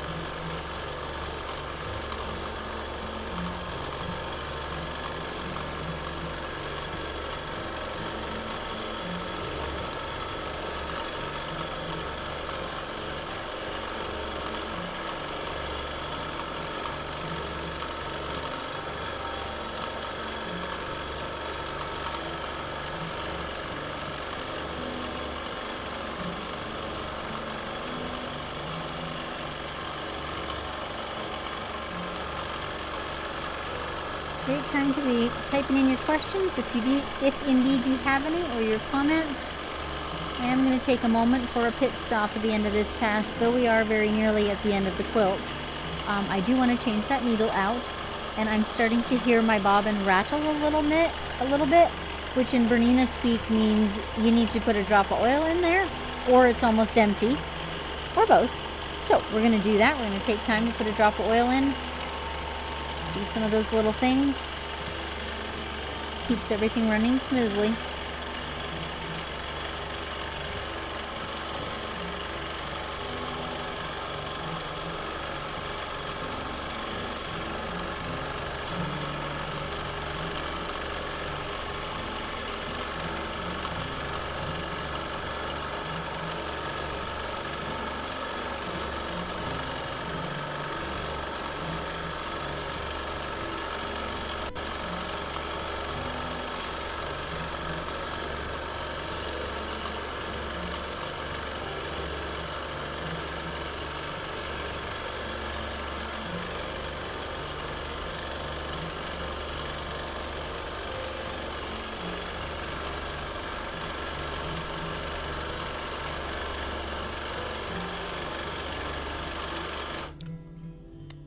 We are at the edge, and I'm going to go ahead and do a couple lock stitches and take my needle out to do our little pit stop.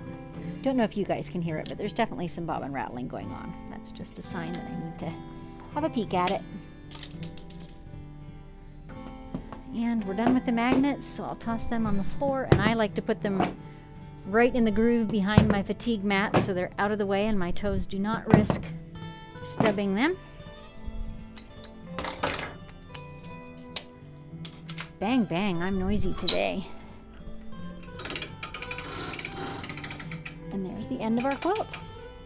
Perfect.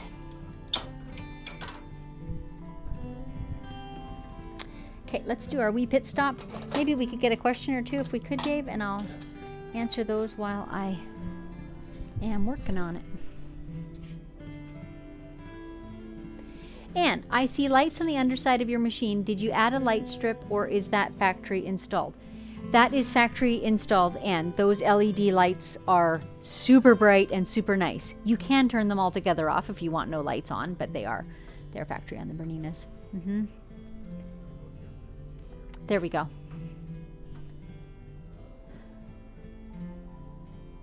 Judy, when I can't get my red snappers to stay on the side, I just put a row of pins down the side and snap the red snapper over them, and they hold good. Row of pins down. How would you get the red snapper over the pins? I'm not quite following, but I'll take your word for it. Linda, do you have a rule of thumb as to how many bobbins you pre-wind before you start quilting a quilt? I kind of cheat, honestly, and in that I have 2 spools of thread on my machine. So one is for stitching with and one is for winding the bobbins. And no, I don't have a rule of thumb, although I have a pretty good guesstimate if in fact I do need to pre-wind. Sometimes I only own 1 spool of that color. For this one, I know 2 is not going to be enough. It's going to take 3. So, you know, that just comes from experience. It takes a fairly small baby quilt to do 1. Most lap quilts will take 2. A queen size or larger will definitely take 4, but of course it depends on how much quilting you're doing as well. Tammy, what pattern are you quilting? Sorry if you already have mentioned it. I have, but that's all right. It's my own design and I call it Hibiscus. It's just a simple flower on a spiral center, and it's got the kind of molar-shaped petals, and I call it Hibiscus. Zarina, can you join the advance at any time? Yes, you can. You can join anytime, and if you wish, you can cancel anytime. It is just a month-to-month thing, and it's $12.97 a month. I don't think I mentioned that. That is recent, by the way. I dropped it from 1997 because I want to help more quilters, and as my member numbers have grown, I thought, you know, I can lower that price, so I did. Nita, Susan, oops, sorry, Dave. Good evening from Sweden. I see that one. Nice to see you. Have you examined your bobbin case for nicks? I was doing ruler work, hit the ruler, a needle broke, and when free motion quilting, it was making that occasional clicking sound. I've not noticed the clicking typically, Nita. That's a great troubleshooting point, though, because these are things that do matter and do make a difference for sure. I'll have a good look at that with maybe a magnifying glass. Connie, I'm just learning how to long arm. I don't have my own machine, but use one at my church. We quilt small quilts for people in hospital. Any help for how to realize where the bottom edge is? Oh yeah. So there's a couple ways you can do that. The easiest way is blue painter's tape. So roll your machine forward and put some blue painter's tape, about an inch above that so you know where that edge is. Or just lay down a row of pins, or run a line of basting thread, giant big stitches that you can quickly undo that will give you a visual guide. I like the blue painter's tape because it's so obvious to my eye. Just a note of interest, I purposely put that up there because other people in your audience also said blue painter's tape, so you're spreading your word. So Mr. Producer's telling me that a lot of you who are watching replied to that comment, blue painter's tape, blue painter's tape. I feel like, we should have shares in that company, perhaps. Noreen, did you say you sell the brand of thread you use? No, I don't. I don't sell very many products at all directly, Noreen. However, a lot of quilting shops do carry the isocord thread, sometimes in the smaller spools, but it is the same thread. And sometimes you can find it online as well. Did you use the same thread on the top and bobbin? I did today. I don't always identically, but today I do have the same thread, top and bottom, exactly. Wendy, I know you mentioned it at the start, but I missed it and it's not in your what I use list. Which thread are you using? It's perfect on this quilt. Right, and it's not in my stuff I use because I don't have a link for buying it, I guess. But this is Isocord brand, 100% poly. It's 40 weight, and my color I think was 0651. Correct. Yes, it's just a light caramely color. Not a deep burnt caramel, just a light, delicate caramel. Susan, I've heard a lot lately about stitching around the edge of the quilt top before loading it on the machine. I've never thought about doing that. Is that something that you do? You notice I didn't on this one. It is certainly beneficial if there are a lot of seams around that perimeter of the quilt, because those seams they have a little more give than just the fabric does. So quilters often call that a victory lap, and I have some customers who do it always, and it is very lovely as a quilter. So they just stitch about 1/8 of an inch in from the edge and do that victory lap all the way around the quilt. And yes, it keeps the seams from coming open, and it is really, really helpful. So it's a good idea. Grant, do you regularly adjust or replace the backlash spring in the bobbin case? If so, how often? I have never replaced one yet on this machine, and I've had it about 1.5 years. Now I do have 2 bobbin casings, and every so often, for whatever reason, I'll have a bit of tension issue with one, and then I'll use the other one for a while. There's no scientific method about that, but it has worked for me. So I have 2 bobbin casings on the go. I have not yet replaced a spring. I do keep a spare one on hand because they're inexpensive. And, if one broke or was badly misshapen or had lost its spring, I would replace it. But I don't do it regularly. Jen, any tips on how you keep your sizing consistent? Do you mean for the flowers, Jen, or the stitches? Maybe elaborate on that one while I change my needle. Is that good, Dave? You still got more. I can't. Here we go. Teresa. Hi from Fort Lauderdale. Late again, but glad I caught you. The quilt behind you is an eye catcher. Is it a group or friendship quilt? It is a friendship quilt. So I've talked a couple times about my freehand quilting masterclass. A group of students pulled this quilt together. So Joan Parker specifically, I think she's Shelby Stitcher on social media, is the one who organized it. And so she got in pieced blocks with signatures from all over the world from students. Joan pieced it and sent it to me. And there's actually a couple of YouTube episodes about quilting the friendship quilt because I quilted it all on air. So that was fun. It's a sweet project. Noreen, you do your central circle, then your petals, then echo. How big is your center and petals? The center is certainly more than 1 inch. It varies. 1.25 to 1.75 ish, and the petals are more than 1 inch. That gives you an idea. Follow up on the flowers. Jen, for the flowers, how do you keep sizing consistent from one end to the other? So I'm going to give you a tip.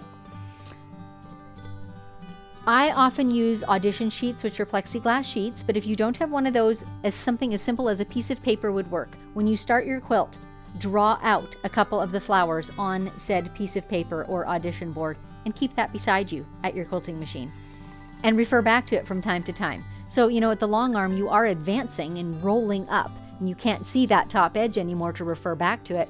Refer to your piece of paper or your drawing, and that helps to keep that consistent sizing. It's funny, some quilters get smaller and smaller and finer as they go. I get larger and larger and larger and faster as I go. So it does help to keep that consistency, yeah. Good? Okay, I'm going to change the needle. I'm going to put a drop of oil in. So I'm putting the same needle on. Try to keep the same one throughout a quilt. It is a top stitch chrome 80-12 is what I'm putting on. I more commonly use the 90-14, but since I started this quilt with an 80-12, I'll finish the same way.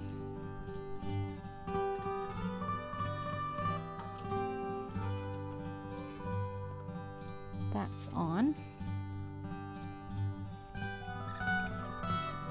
I'll put my needle away later. I do keep a little sharps container in which I dispose of my needles after the fact. All right, drop of oil. I'm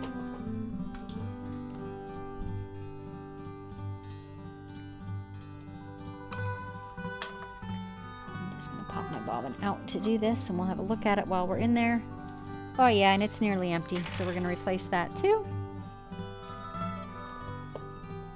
And those of you who are frugal thread users, don't worry, I will use up these little partial bobbins I'm dropping. I'm just trying to save a little time on air. But I will use them up.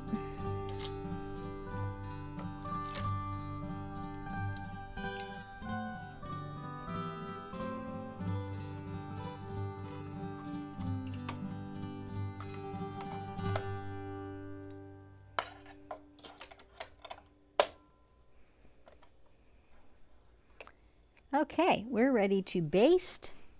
And this time I am going to pop my belts on just so that I get a long, really nice straight line on the bottom. Oh, Mr. Producer says there's a question I've got to see, or a comment. Let's see. Noreen, what? Your machine has a needle threader that actually works? Yes, it does, Noreen. Rabbit trail, but I'm going down it. One of the features of the Bernina machine that I adore is that it uses regular sewing machine needles. So it's a flat back needle interchangeable with your sewing machine. Because it has a flat back needle, it is always inserted exactly the same way. There's no adjusting of it like there is on a lot of long arms. Therefore, we can have a needle threader because the needle is always precisely in the same place. Yay. That's all I have to say about that. It is really nice.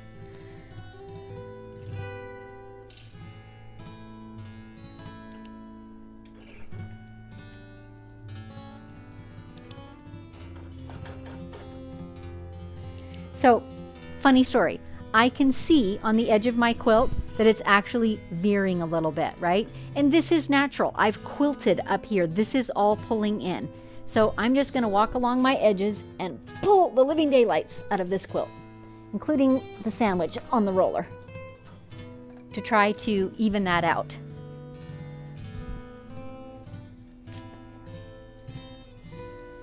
It's not very graceful, but it is effective. Yeah. There we go. Sorry for the heavy breathing in the mic.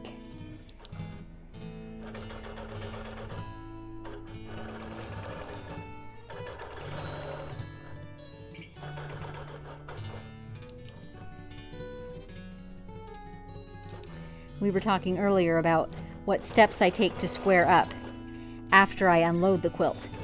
And using the belts or channel lock here is what keeps my quilt square so that I don't have to do that squaring up after the fact. It's already done. I know this edge has a straight stitched line on it. So then I can take it to my cutting table and just trim along that cut line and know that it's square. I know that it has 90-degree corners. Thing of beauty.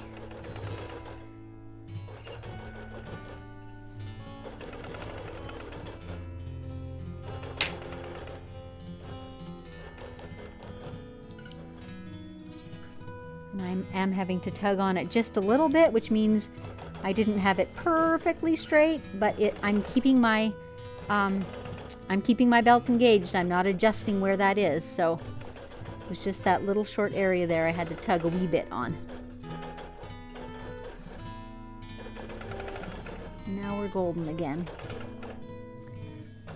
Golden, haha. It is a golden quilt, isn't it? Oh, got a little pleat there. Let's just ease that out. Oops.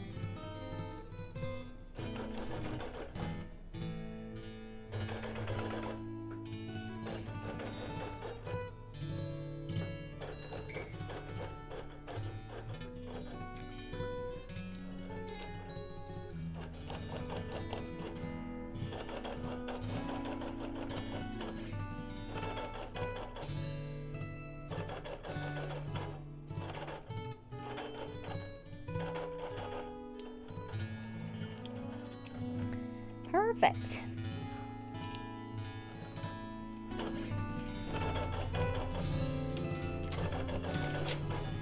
Our side clamps on. We don't need magnets this time because we basted that bottom edge. It is not going anywhere. And let's see, we're starting on the left this time. So I will take Stella with me all the way to the other end. Come on, Stella. Also, my levers for undoing the belt are on this side, so it's easier at this end as well. Oh, where'd my other pull strap go? Got pulled along under there. Hang on a sec while I fetch that. There we go.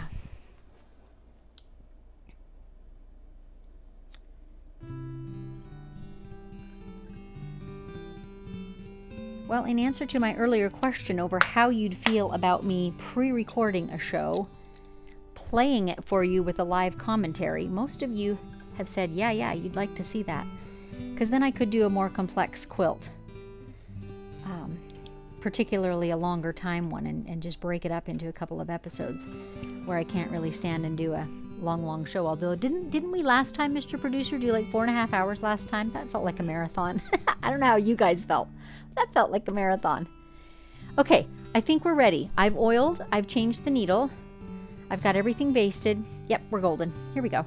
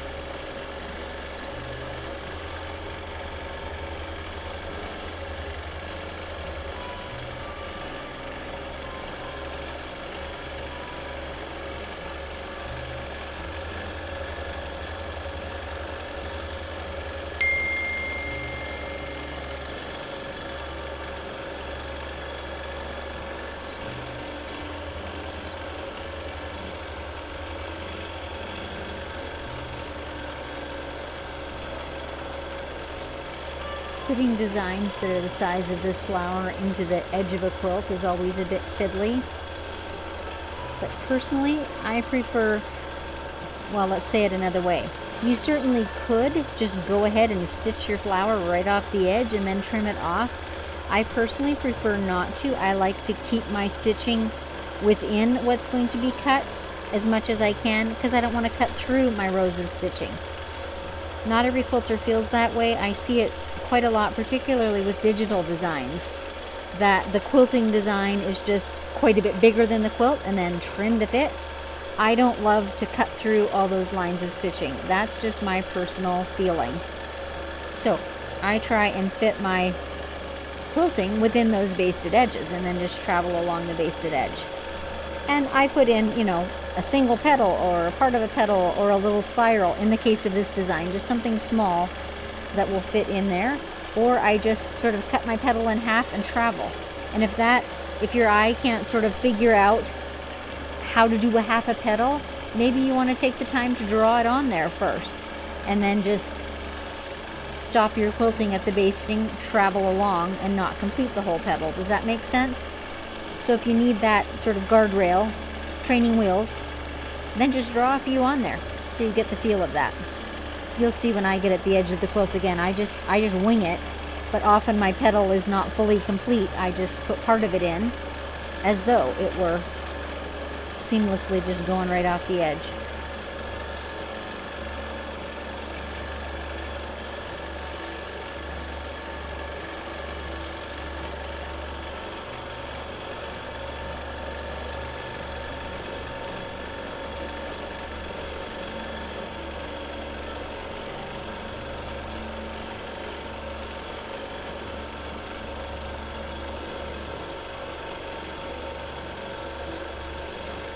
So right here, my petals will be longer, and I'm just going to pretend like they fall right off the edge. And I just envision where they would fall and quilt that portion of it.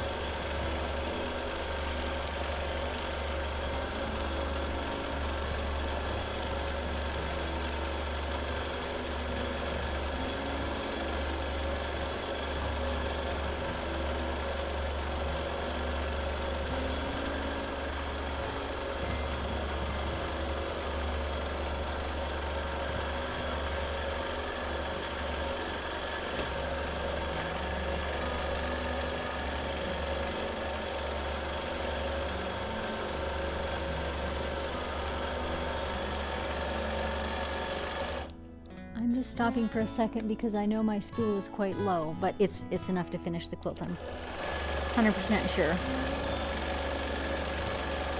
I've done that a few times, run the spool right out. And sadly, that usually ends with a clatter and a bang.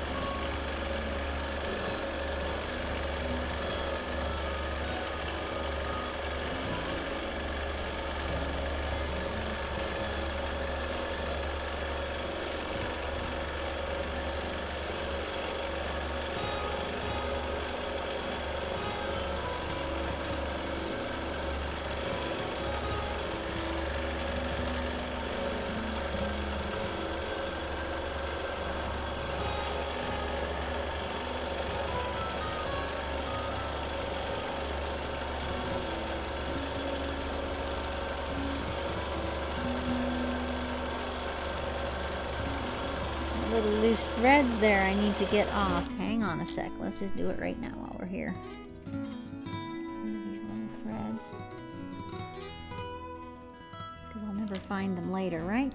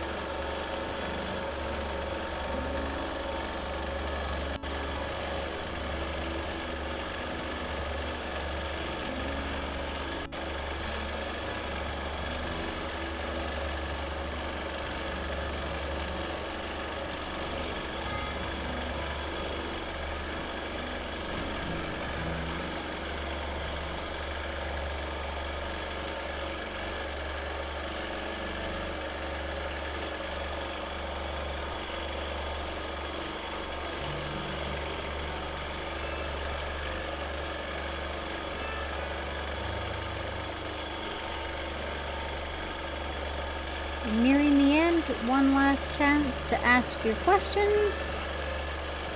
Last chance for a thumbs up if you've enjoyed this episode. And I have one more question for you guys.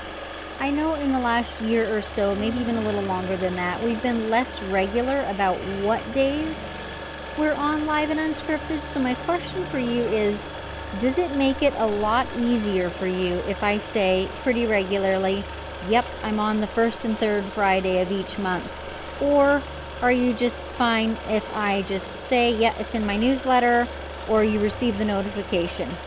Like, how much difference does that make to you? And I ask this because, believe it or not, I'm looking ahead at 2025's schedule already and just trying to decide, you know, how to prioritize things, quite honestly.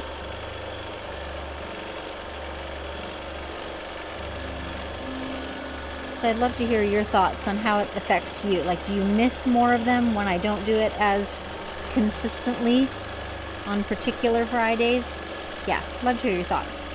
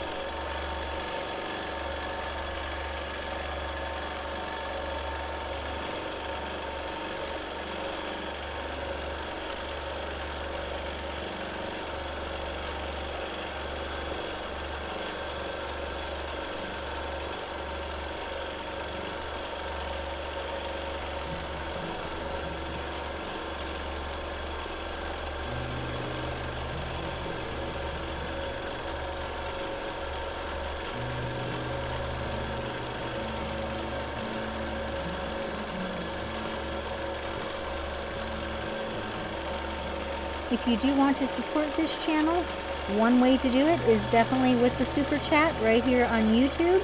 Another way is at buymeacoffee.com/stitched by Susan. That one gives you the option of a one-time contribution for as little as $5, or if you wish, you can sign up for something more consistent or monthly or annually. We sure do appreciate your support in those ways, and we'll run some rolling credits at the end of those of you who are faithful monthly supporters. That is what enables us to keep up leveling our camera and lighting equipment.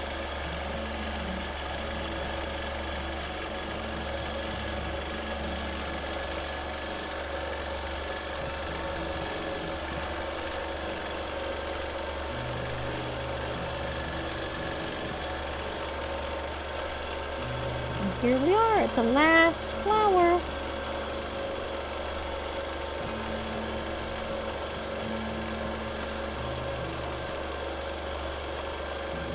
And we're done, just like that. Oh, my needle is still very low. Let's take one more stitch.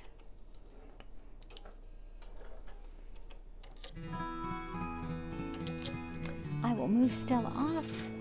Mind you, you can't really see the texture in these bright lights. However, I will get some pictures and post them for you so you can see the whole thing. Do we want to lift it off so we can see the backing? I think I might do that today.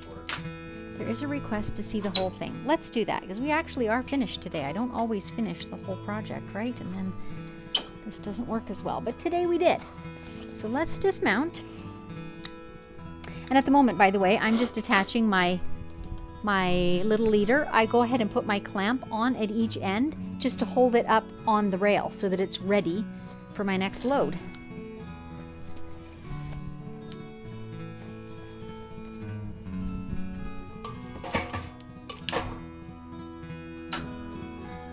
Move Stella a little bit further.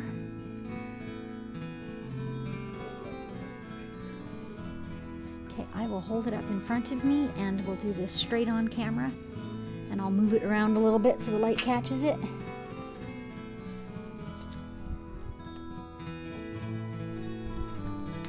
And you will get to see the whole thing. Let me get it right so Laura's not standing on her head. Which way is it? Oh, here we go. So here's the back. Can we even see the quilting? And here's the front. Oh yeah, that shows up if I move it around a little. There you go. Whew! Hibiscus! Done! Yay us! I'm gonna grab my water. We'll take a few more comments. See where we're at.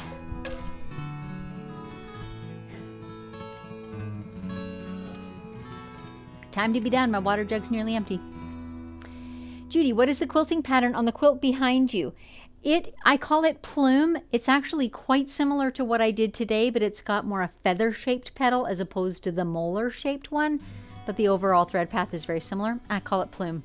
Both of these are in my masterclass taught in depth, step by step. I just know what the answer is. Mr. Producer says he knows the answer of this. That quilt from here appears to be very well constructed. Kudos to the one who made it. It is, Teresa.